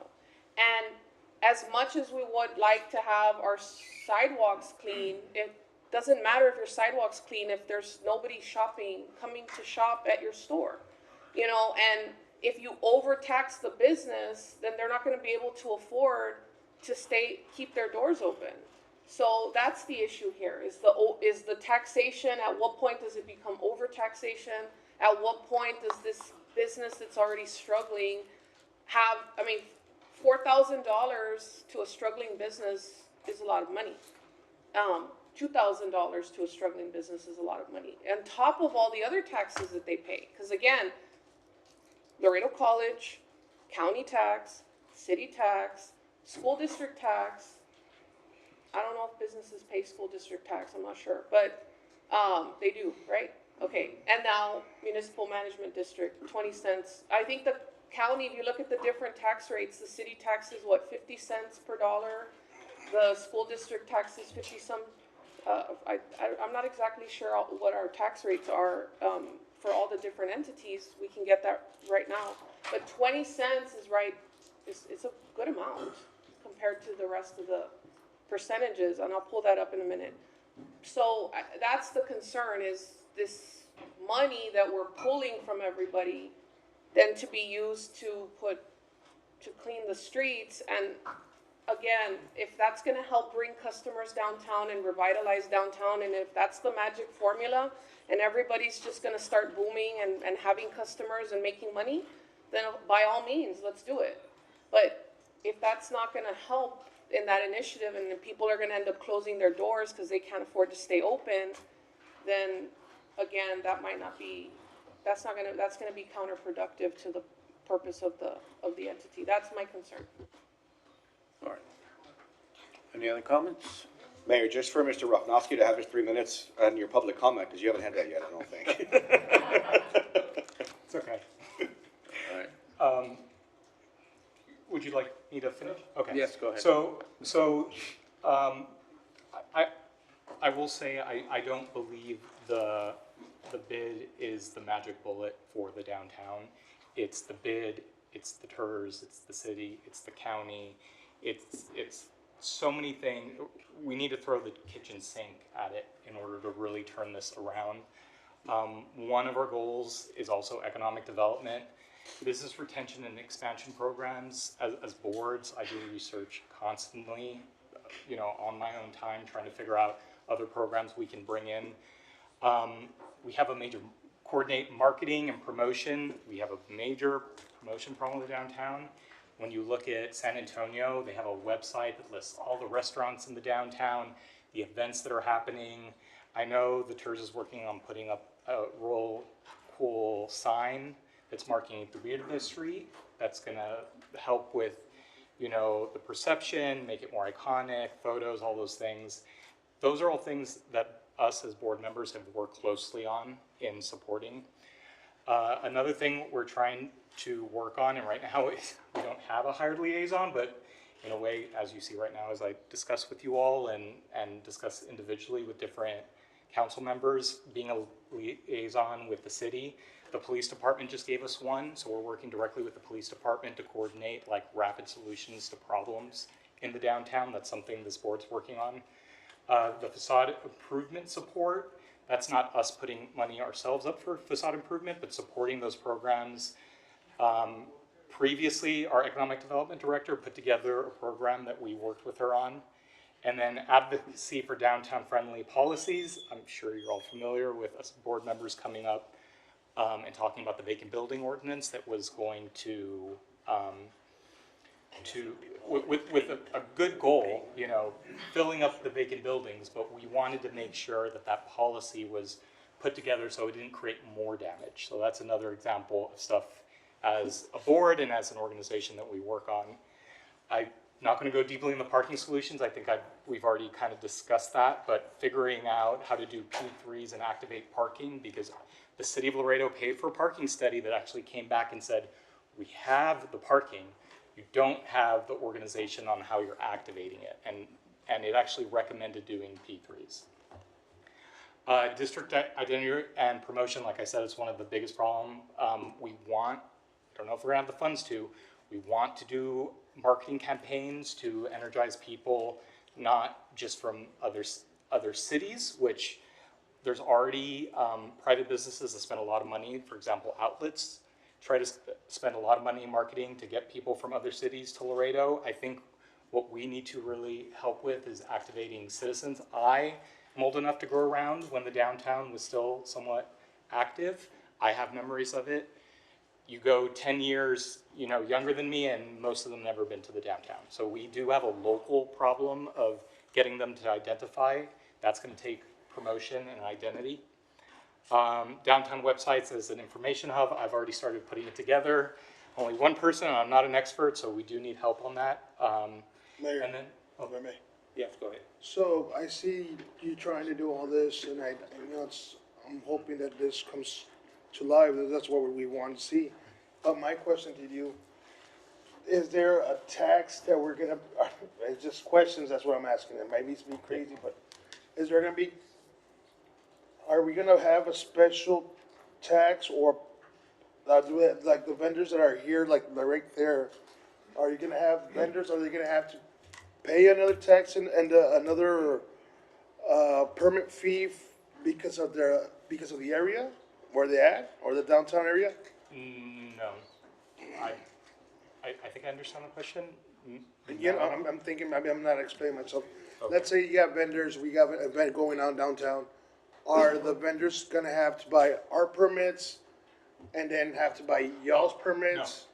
No, Or it's we are just- not. that's all in the city's domain. And then another question is, the properties that we have downtown, maybe this is a question that, out of left field, but it's just, the properties that we have downtown, I see the map, I've been seeing the map, and there's a lot of property that we do have downtown, there's areas that do cover. Do we pay the tax to you guys as well? No, but I'm gonna get to something on that, but no. Just plain no. Counties, cities, there's a lot of Yeah, exceptions. because I'm just, nonprofits are excluded, or, You're excluded. All right. because it's, you said that there's nobody can get out of this, out of the map area. If you're And a it was- commercial, yeah, if you are zoned commercial, or if you are multifamily over 4 units, so 5 units So, above. well, let's Those say are- a property, because we haven't recoded, we haven't changed the code, if there's people that live in an area that's, let's say a B1, because back then, they haven't changed the area, are they gonna get, charged for that? So they live in the property? Yeah, So- they live in the area, They may get a notice because, so the letters go out according to the code just as much as it works with the city and the county. They send the letters out. If that is their homestead, all they need to do is file that information back with them and they'll be but removed. are they gonna have to do they have to go back and change their zoning? No, the zoning doesn't matter because if it's their homestead, then you just file the homestead exemption, which just waves you out of this. Yeah. Yes, because you don't have to go and get a zoning change if you're living in a building that's zoned commercial.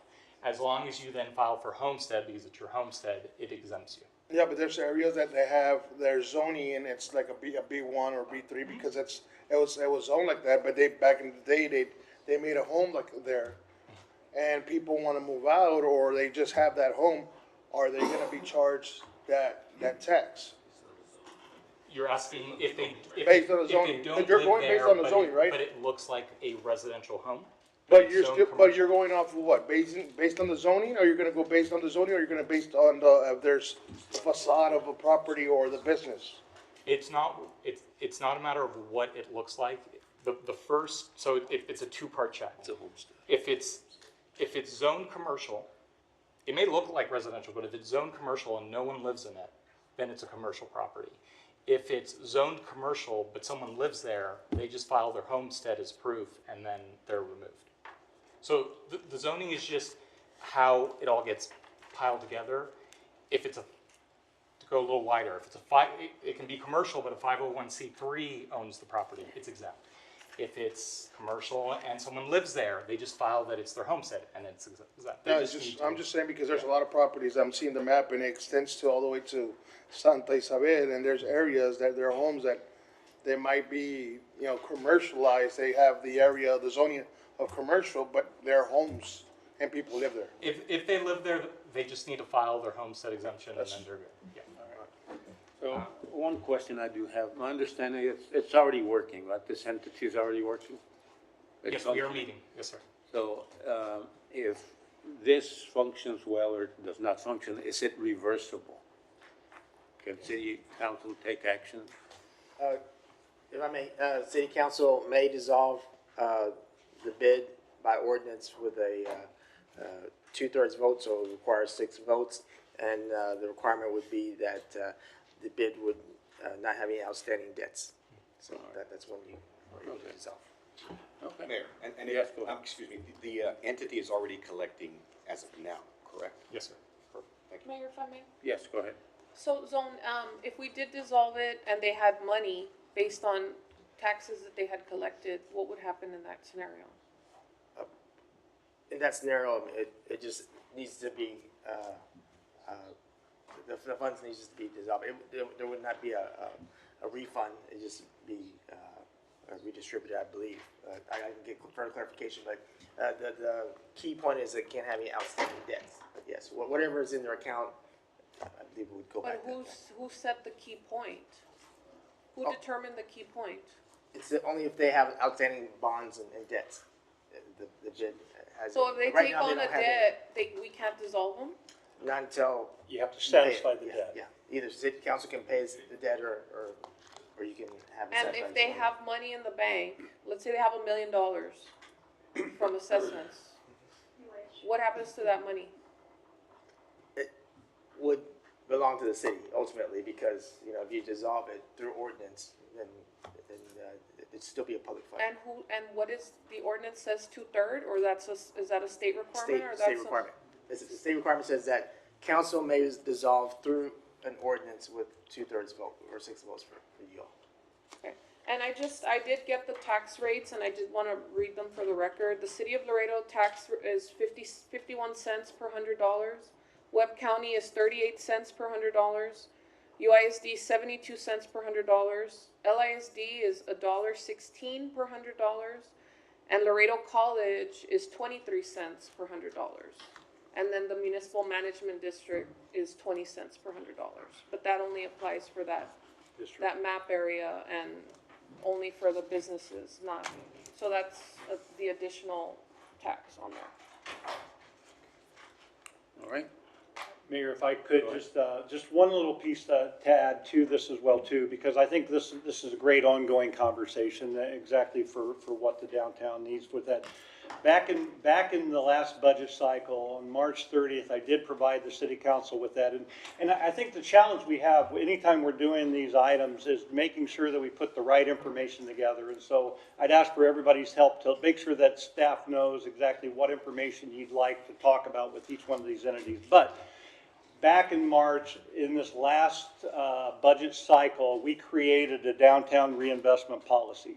In that policy statement that we did as we were walking through the budget processes, we were able to declare that $2.6 million annually comes from the general fund for the downtown area based upon what that is. Now, we're talking about different downtown areas because depending on the entity is the borders change essentially. But for the city's sake is that when you talk about police, fire, parks, rec, all the tax revenue, it generates about 2.6 million into the general fund within that annually is what we did on that. At that point in time, we tried to establish a more strategic approach to our bonding as well too, and this is where the council approved that as well too, because we dedicated out of our bond, our CIP bond, $1 million for Mines Road area, because of the impact on that one, and $1 million for the downtown.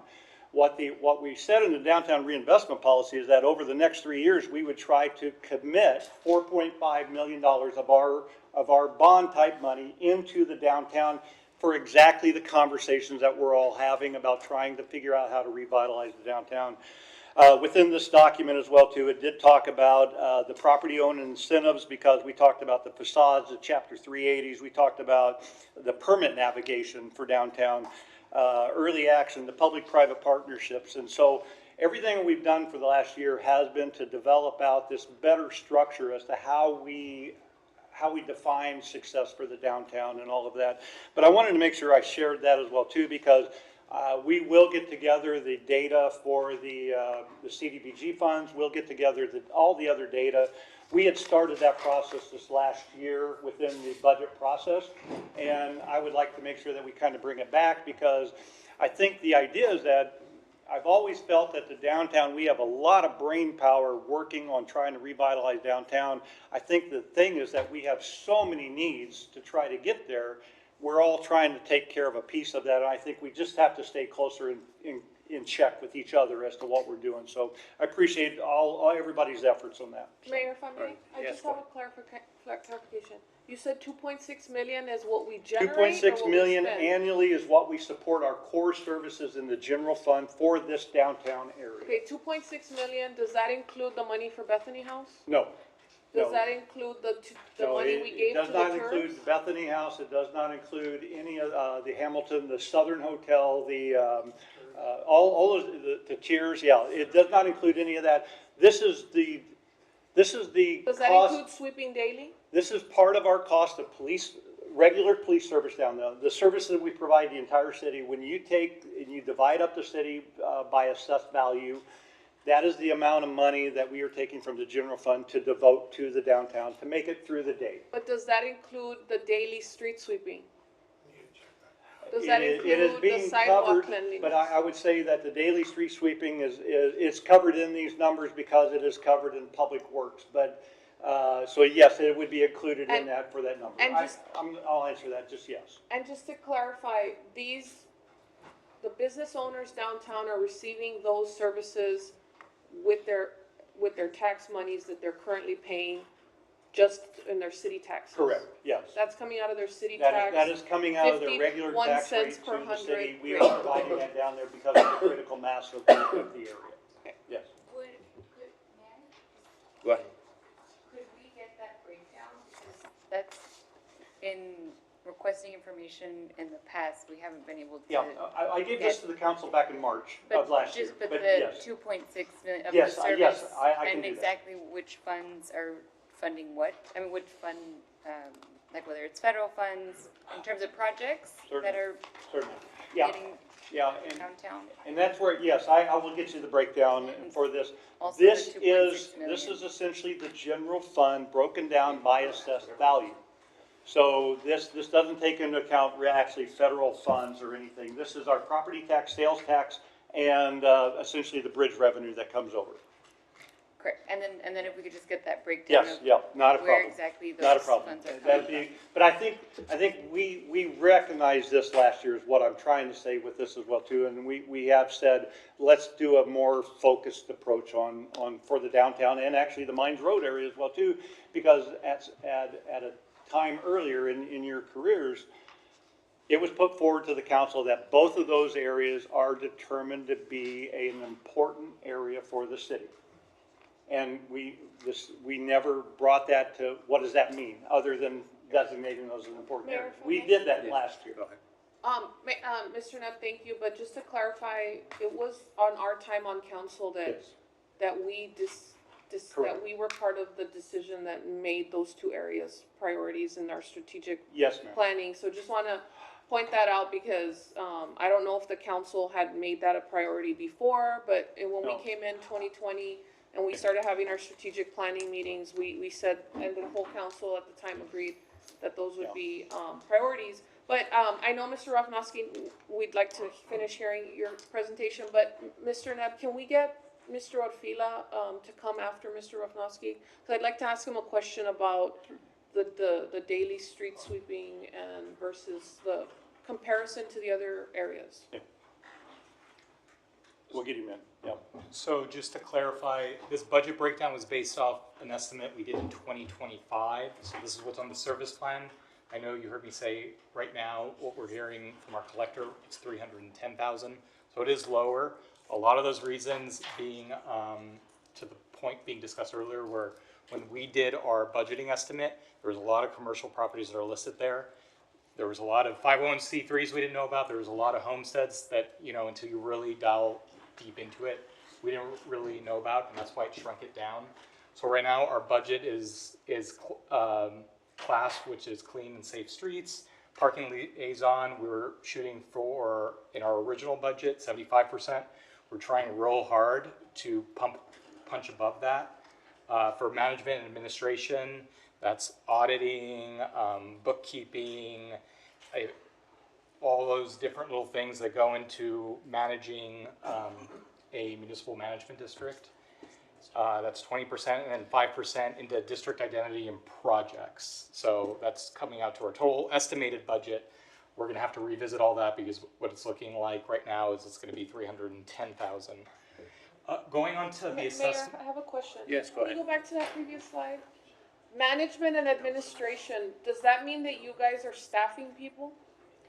That's where it can go to. That is not our priority right now. Our priority, like I said, this is for this budget. This plan was initially in the creation of everything. It can evolve. The overall feedback that we got from a lot of constituents is for us to try our best to put as much as we can into direct services, street cleaning, not putting it into hiring a director, for example. We could do that. That is not our plan right now because this money is so little. We're going to do our best to just put it all into direct services. No, but I understand that, but you're presenting this to us as far as your projected budget breakdown for 2025, and you included salaries and fees for paying staff, my understanding was that this board was going to work together as a board to make decisions for how these funds were gonna be spent. Now, if you're paying staff, then, you know, that's kind of like, not that I have a problem with staff, it's just that I don't see why this entity would need staff. So staff was never the direct discussion point of this. So for example, for auditing, we were given estimates up to $10,000 to audit all of everything that's going on. So that 75, which is already going to even be lower, is going to jump down. We need a bookkeeper. But you need an audit for what? If you barely, how many assessments have you collected? So the moment, I think we're over I don't have that exact number, like, I'm 2 sorry. months? 2 months? No. No, I'm saying how many times have you charged people? Once. Yes. So why would you need an audit? Because once you go over $200,000, you're required by the state of Texas to do an audit the moment you start collecting over a certain amount. So we're just required to by the state. So now you're gonna have, so these business owners are paying 20 cents per $100 into this entity. This entity's paying staff, potentially paying for audits, and like it's kind of it's a nonprofit, right? Are you guys going to be eligible for grants and additional funding and stuff? So I'm glad you bring that up. So we did create the nonprofit for that specific reason. This is just what's we're assuming the worst, meaning we're only going to collect on the assessment. Okay. We're hoping for the best. We created the nonprofit to hopefully gain membership, and on top of that, go after grants. Okay. So, and in grants, there's fees that go out. That's why the administration, that all kind of gets budgeted into that. We're expecting to have to pay some of those out if we get those grants. Did you bring a copy of your bylaws and your governing documents with you today? No, I wasn't asked to do so, but it's on our website. It's on there? Yes, ma'am.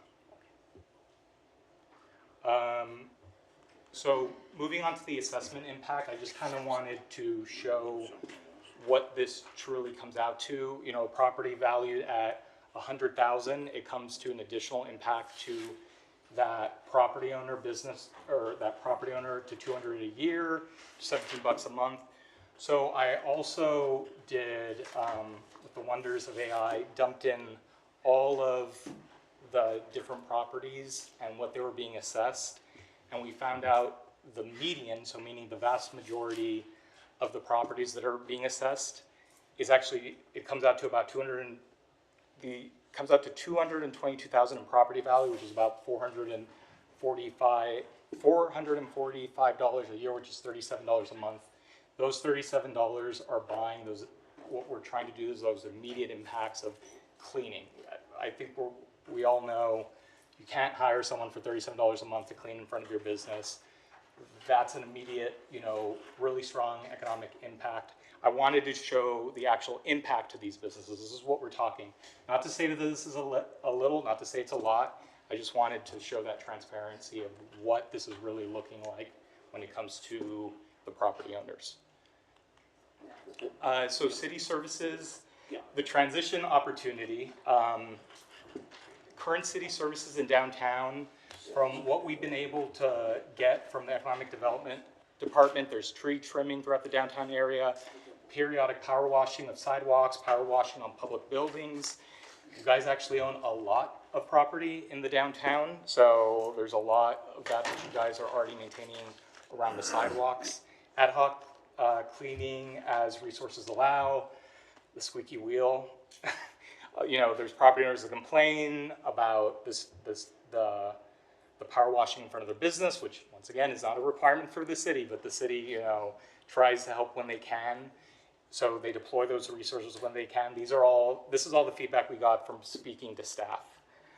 So right now, we crunched the numbers. The city has about $75 million in properties in the downtown that are not assessed, will not be assessed. That's not a part of, so I want to make that very clear. But that is a lot of money that is lost from the Business Improvement District when it comes to a lot of properties that aren't contributing. So if the city priorities a full rate. In other words, if you just kind of decided, you know what, we're not required to, but we'd like to contribute to this in exchange for some services, it's anywhere between 75,000 and 125,000. If it was a 50% contribution, 37 to 62, or it can just be, you know, if we can get into an agreement, an annual service contract where you decide, hey, if you guys can, you know, you're already doing the power wash around the city buildings, we'll stop doing that, you can take it over, we can just enter into an annual contract. So the importance of a city partnership. Mayor, thank you. And I'm sorry to interrupt. Oh, so maybe, Mr. Landine, could we think about if we're dedicating $1 million to downtown, and I don't know where the planning is for that expenditure, but it seems to me carving out a small piece to enter into the service agreement, and it is fee for service, right? Power washing definitely is fee for service. To see about tapping into this downtown fund to be able to contribute a little bit as Mr. Rotnowski is suggesting. I just want that to put a marker on that. Okay, Mayor Pro Tem, to respond to the council member's question, that money, CO money, that was put into District 7 and the downtown, the million and the million. So it's mainly for bricks and mortar type projects. It's not for maintenance like power washing that you're indicating for related to that. Now, Parks does do the power washing at the plazas downtown. So out of their budget, there's an expenditure for that constant service downtown as well. So what we're seeing within this adopted budget, there are pockets of funding that go to the different services in different areas. As the city manager alluded to that, the public safety with police, fire, we have public works with the street sweeping, and then now we have parks also with the power washing. And so in addition to those other expenses, so there's pockets of money throughout with different functions tied to that. Well, it's good to hear that you're looking at that, because I do think this would be a way to, again, leverage dollars. And that way we're not repeating services, we're not duplicating services. And if it contributes to the ability of the bid to acquire these service contracts in a more robust way, I hope the city's looking at it. And we have to follow the same bidding process as the city, so these would be open bids just like you'd all do it. I'm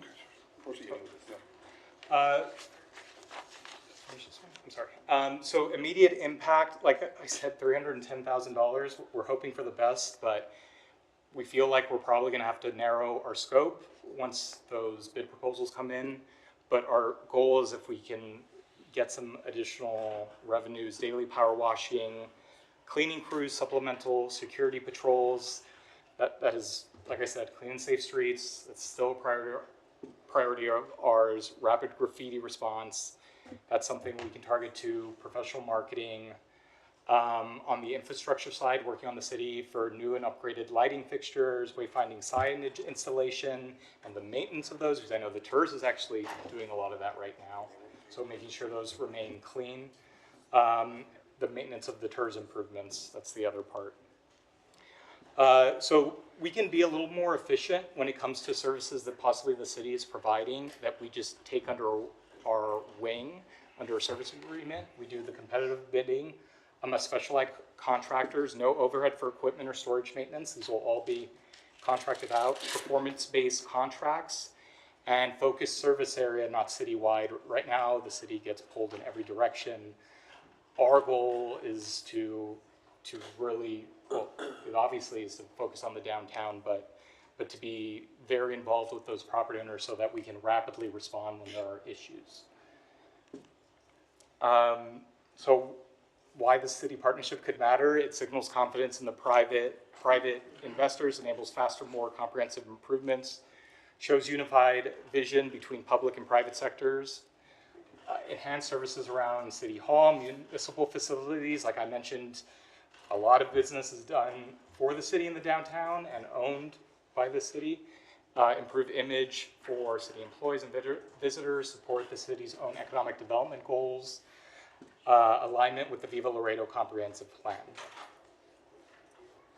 And this was the data where we kind of punched it in to see what the median really was, and it's the median paid is $445. You see the little green line. And that's it. Mayor, if I may? Oh, Sure. yeah. Mr. Rochnovsky, thank you for that. I'm just curious to know, why did you spend like 4 slides talking about partnering with the city if the city is not obligated to be part of it?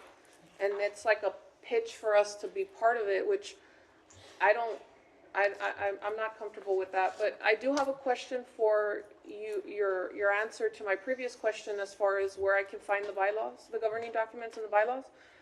Can you show me on your website where they are? Because I'm looking at your website, I can't I'm not find sure them. if what's been adopted or not in this moment. If bylaws have been adopted, I'm only familiar with the service plan and the statutes which we've been functioning on. But I asked you earlier where they were, and you said they were online. I said everything that we have is on our website. But you should have bylaws, right? Or governing documents? Because you already The collected. governing documents are the statute. We can adopt bylaws on top of all those other things. That is correct. Is that true, Zone? They're going completely 100% by statute, or they're supposed to, as an entity, also have their own that they created We as far as researched this, specifics prior beyond? We researched this prior to the meeting. I do not believe that they have bylaws enacted yet, so it's something that we can do. Okay, because, well, I was looking on your website because I wanted to read them. I think it's concerning that they don't have bylaws, and because there are things beyond the statute that we should hash out as far as the things that I brought up at the council meeting last week.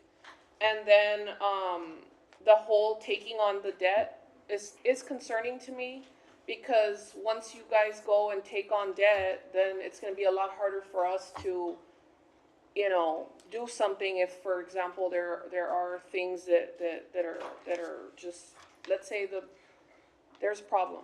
We can't address it as an oversight if we can't do anything because there's debt already taken out.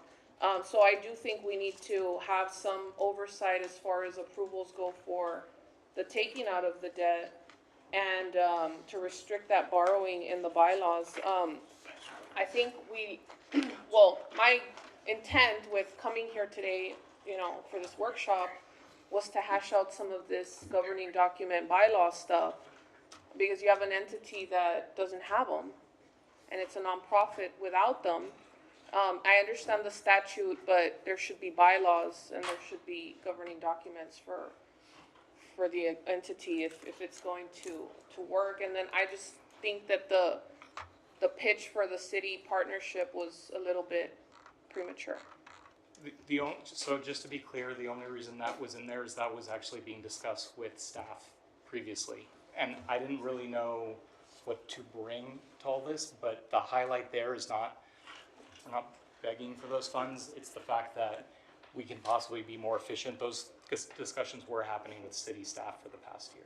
So that's the only reason that's in there. It's not going to make or break us. It's just another way we can partner with the city and possibly stretch those dollars even further, what the city's already investing in. So that whole part of the presentation is mainly focusing on, hey, the city's already spending these dollars.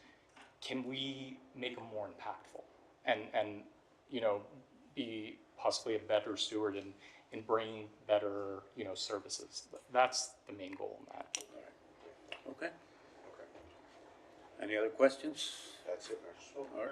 Is there gonna be any action when I take care No, of this? it's already in place. It's in place.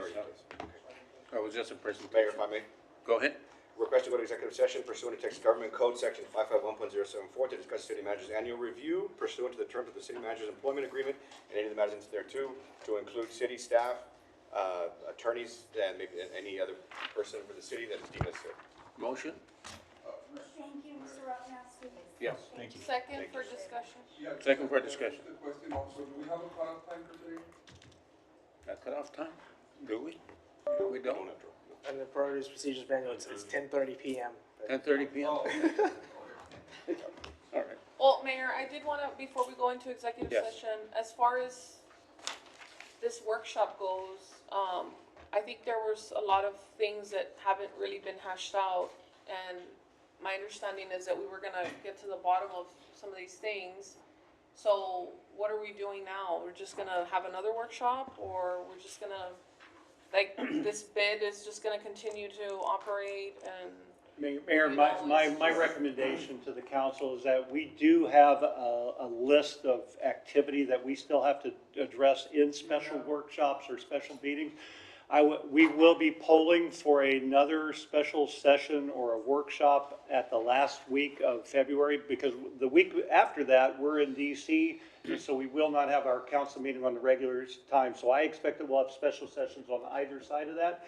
I would love to bring back the remainder of that information and some additional detail based upon what we started last year within the budget structure. And so we can continue the conversation. Well, is Mayor, what I'm if I asking. may? Yes, go ahead. I think it would be important for us to, on that meeting, have a draft, at least a draft copy of the bylaws, a draft copy of the governing documents, and something in there that outlines some of this, these terms for foreclosure, for payment, repayment, and for all that stuff. So I think it's important for us before we go into executive session. Mayor, and we can put together, legal can put together that, and as best as we all know right now, there are no bylaws such as like any kind of a nonprofit or any entity like that. All of their authority and their powers are laid out in that chapter 375 of the state statute. And we'll make sure that that's all there, and we'll make sure that legal can kind of explain exactly why it's positioned that way. But we'll get that information. All right. If I may, just a clarifying question, legal, I guess, next time you'll let us know if that's something that is typical of other business improvement districts across Texas. It's a very unique, economic, financial tool in Texas. So, my opinion would be that we shouldn't reinvent the wheel if the bylaws are the state law, so if you could compare what other bids do, just to see if that's, redundant or necessary. If it's protective of the city, by all means, that's just my 2 cents. Mayor, if I may? Yes, go ahead. Just in fairness, there's state statute that guides Texas government code, but we still have a charter, we still have our policy and procedures manual, and we still have all of our procedures and our documents that we come up with. HOAs are governed by statute, in the property code, but they still have to have their own individual as far as how they function on a daily basis, what the requirements for the board members are. All of those things it's kind of unusual that they don't have any as an entity that's collecting 20 cents per $100 tax, which is right up there with Laredo College. If you look at Laredo College, I'm sure they have a whole bunch of governing documents for the same tax rate. Okay, we have a motion and a second. May I comment? Go ahead. So just to clarify, I'm sure there are many examples out there about, governance and everything. Houston has a management district, Denver has a business improvement district, Philadelphia has a central center city district. New York City obviously has the Times Square Alliance. Los Angeles has a business improvement district. There are models all over the city, so I don't think that we'll have difficulty in finding a comparable model to look at, because these are very, very common, and they are focused on the downtown area to the benefit of the businesses that operate there. Okay, thank you. Mayor? We have a motion and a second? Well, I just wanna. Be brief, go ahead. Yes, thank you. I just wanna reiterate that the International Downtown Association, which we, the city, through city funding, paid to bring down two executive directors from other management districts across Texas, came to Laredo 2 years ago to discuss the benefits of these management districts, and we can, with time and coordination and collaboration between the city, none of this is gonna work without collaborating or communicating. And so when this comes back, I hope that management will be talking with the business improvement district to coordinate the presentation that will come back, and even reach out to some of these members that visited Laredo that they were here for at least 4 days and created the assessment, and that I know Mr. Neff has and will send out as part of those documents. But there are resources that we can reach out to and that we have, and we just have to, I think I would request that we reach back out to hear from experts that are doing this in other cities as well. We don't have to reinvent the wheel, and I think, again, communication and collaboration go a very long way when it's active. All right. Okay, thank you very much. Motion, second. All in favor? Opposed? Motion passes. Go to executive session.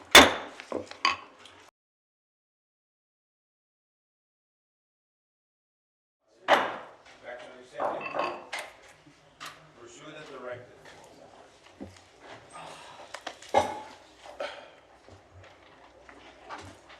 All right.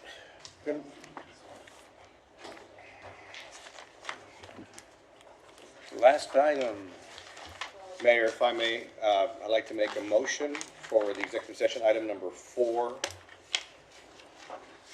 to continue the contract, renew the contract with Mr. Nev for 1 more year, for another year, on the terms of the agreement itself. Okay, motion? Second. Second? May I offer an amendment Yes, ma'am. Amendment? Okay, do you accept? to include the 4%? Yes, because it's in the contract, it's already there. Yes, ma'am. Sorry. Yes. Motion and second. All in favor? Aye. Aye. Opposed? Motion passed. Thank you. All right. Next item. Congratulations, Mr. Nev, 1 more year with us. Thank you. Very good. What else do we have? We have number 3, Mayor. Number 3. Discussion of possible action on positive. Discussion with possible action on the Plaza Theater project and any other matters incident thereto. Presentation. Yes.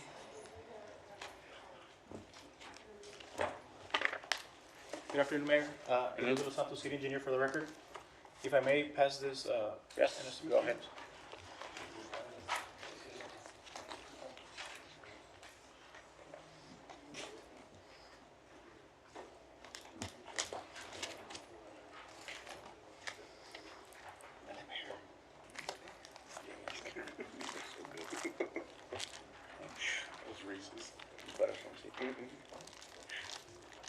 Thank you. Thank you.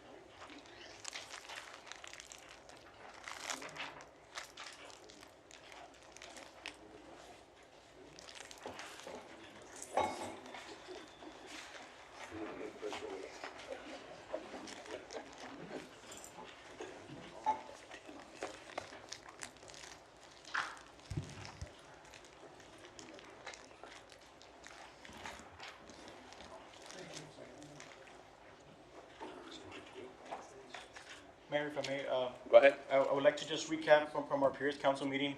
Name for the record. Elio de los Santos, City Engineer for the record. Thank you. So previously in council, we presented the current stage of the Plaza Theater project.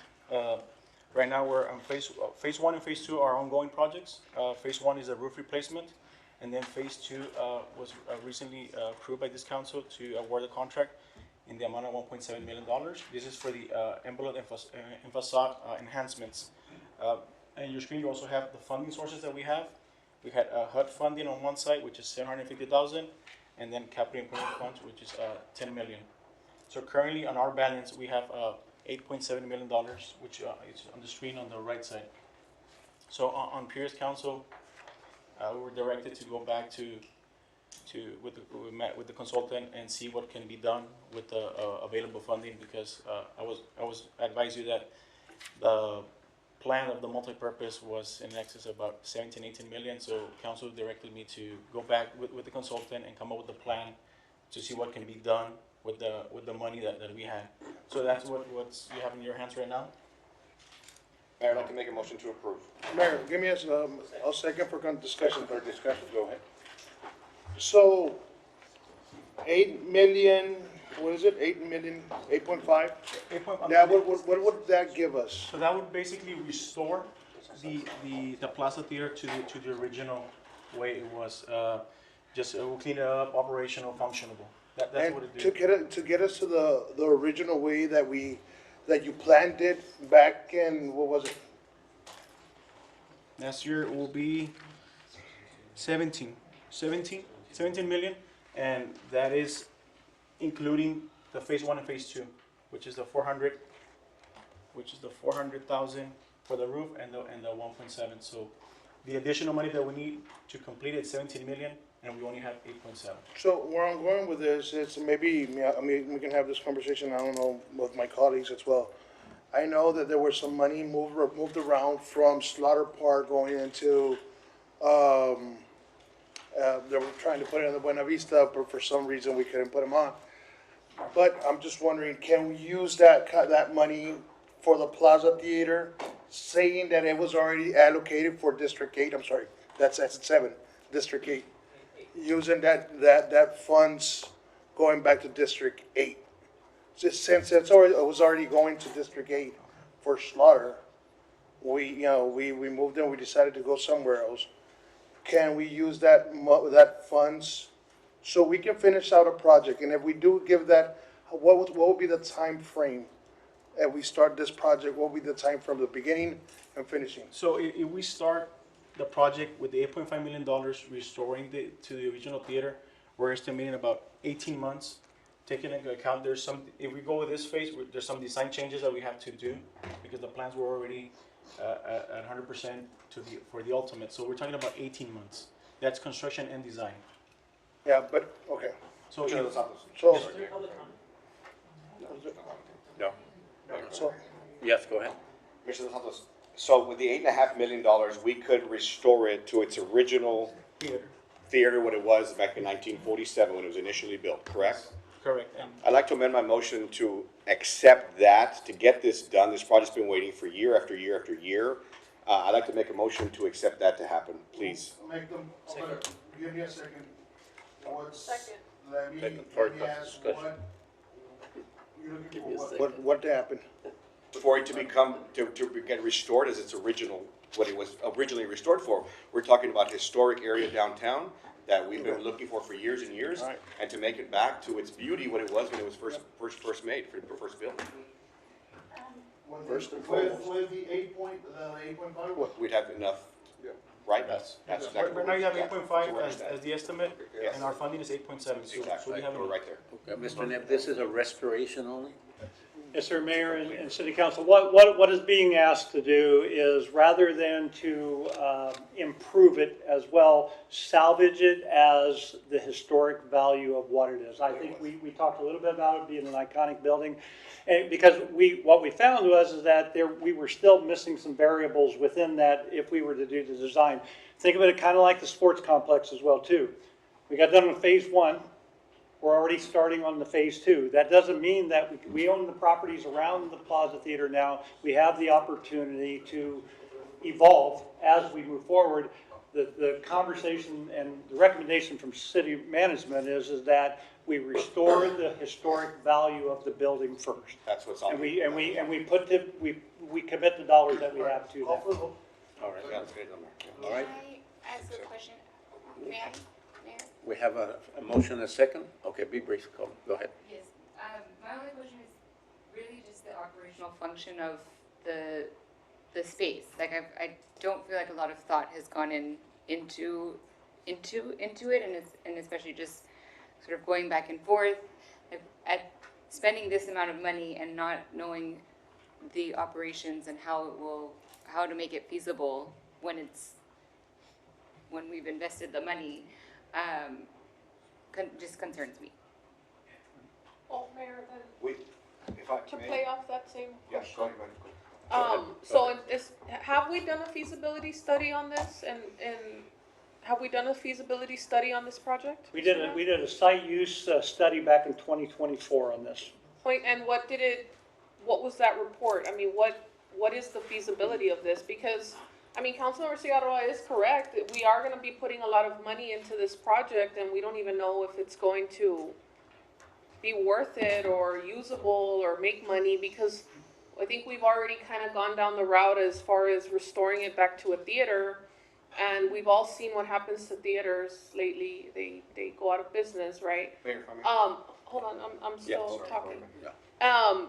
And then going back to the question about the Plaza Theater, I mean, using the money for a convention center, does this restoration, are those funds eligible to be used for a simple restoration? Because they were supposed to be for a convention center. They were for a civic center, convention center. The actual verbiage within the definition of what these funds had to be used for was a gathering place. That's the legal term for what it is. It's not really that it's a convention center, civic center, because that can mean a lot of different things for different people. It is that because the money came from us selling a civic center, it was a gathering place. We have to utilize it in a similar manner. That's the intent. So then, Mayor, just to follow up. Yes. So then why is it that the Children's Museum was not an eligible project as a gathering center if children are gonna gather there? I don't think our attorney was here at that time as well, Well, too, Mr. as to Landine how was that here. legal Chief interpretation Landine was here. Because it Ramon was also, here. yeah, but it was also, the legal interpretation at that time was, because my understanding was it couldn't be used for the library system either. Because we, at one point in time, when the first conversation happened with the money, we were going to invest part of it into the Plaza Theater and part of it into Bruni Plaza to expand out the library services there. Because it did not fit that, we ended up focusing it all up on the Plaza No, Theater, at least Mayor, waiting if I on the may- minutes. Yes, That's go not ahead. true, Mr. Knapp. There was a whole design schematic for the entire Bruni Plaza block to completely convert that into a children's museum with a second story and have all this like functionality that was supposed to be included. And then Rosario Cabello was here, and I know there was, all your ACMs were here back then. And she said that money we could not use that money for that purpose. But that's a gathering place, just like any other gathering. I mean, now we're saying that the Plaza Restoration is a gathering place. So that doesn't really make any sense. The legal attorney that we had here at that time was Christy Hale. She was the one that made the determination on the legal side that it could not be utilized for certain of these purposes. So it wasn't an operational decision where Rosario actually made that decision. It was based upon the legal criteria that was being provided at that time. And a museum may be a different definition than a gathering place. And so, but the intent is that the theater in its own right is eligible as a gathering place. That's the determination. That's why the renovation of the theater, even in its new model, whichever model we chose, was still an allowable use for that.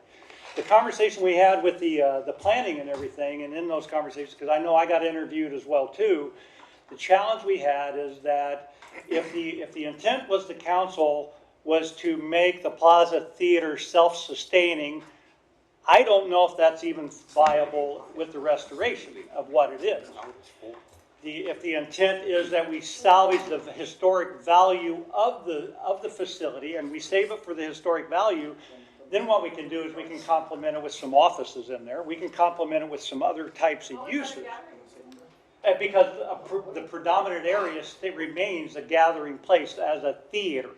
It still gets utilized as a theater for that purpose. It still has a stage in there. It still can actually have small activities in there. It just can't have it to the level. And I guess, I will lean on legal every day of the week saying, give me the definition of what we're going to follow now. Because that's what, in my mind, that's the difference between what is a gathering place and what is not. Because the library can be considered a gathering place until it's not. And that's the hard part because of the types of uses that it has in there. And that's not a good answer for you guys as well, too. Yeah, go ahead. Thank you. And last time this was brought up a week or two ago, my understanding was that it would be restored historically just from an exterior wise, but this is actually covering for it to become a theater once again and be used as a theater as it originally was, correct? With some potential other. Correct. Yeah, I think. So it's, because the way it sounded last week was it was just going to be a historic facade, and like it was just going to look that way. So this is actually to restore it to its original I'm sorry function. the confusion was there. Yeah, because the intent of this, because the request to bring it into where it has a retractable floor and then it needed another $5 million on the side in order to store tables and chairs for banquet facilities and everything. And so it kept evolving, right? And so the intent was, my recommendation, staff's recommendation is that we restore it back as a historic value, allow it to be used as a theater, because again, the idea was to still try to provide these activities. What the motion is what you're asking. Yeah, and so that's the reason for it. I just don't think downtown can be revitalized if the Plaza Theater looks the way it currently looks, and I think we do have a duty to finish this project. Mr. Pena's here as one of the architects, I don't know if he wanted to. All right, we already have a motion and a second. Mayor, I have a question. Yeah, we already had enough discussion, I think. It's about the change of use. Can I ask it? Did we explain the change of use? All right. So the change of use is a gathering place, can it be used for a gathering place? Even if it's restored? When we sold the Civic Center, those dollars have to be allocated to a similar use. And so that was the whole conversation. And again, we weren't here at the time when that council was walking through that thing. I think the members of this council actually tried to help trigger it to happen, because there was all this conversation about that. So the gathering place was the determination when we tried to spend the money in more than one location. That's where the gathering place conversation happened in the minutes of the meetings. And it was said, no, you need to focus on these types of uses. And I think it was Councilmember Figueroa said, well, I would like to see the Plaza Theater and the Children's Museum. And then that's where the conversation went, no, this Children's Museum doesn't meet the conditions of that gathering place based upon the definition or the scope at that time. That's how it happened, All right, Mayor? okay. Mayor? according to the minutes. Hold on, hold on, hold on. We have a motion and a second. I have a question. Call for the question. All in favor? Aye. Opposed? One opposed. Motion passes. Thank you. Motion to adjourn. Motion, second, all in favor? Aye. Meeting adjourned.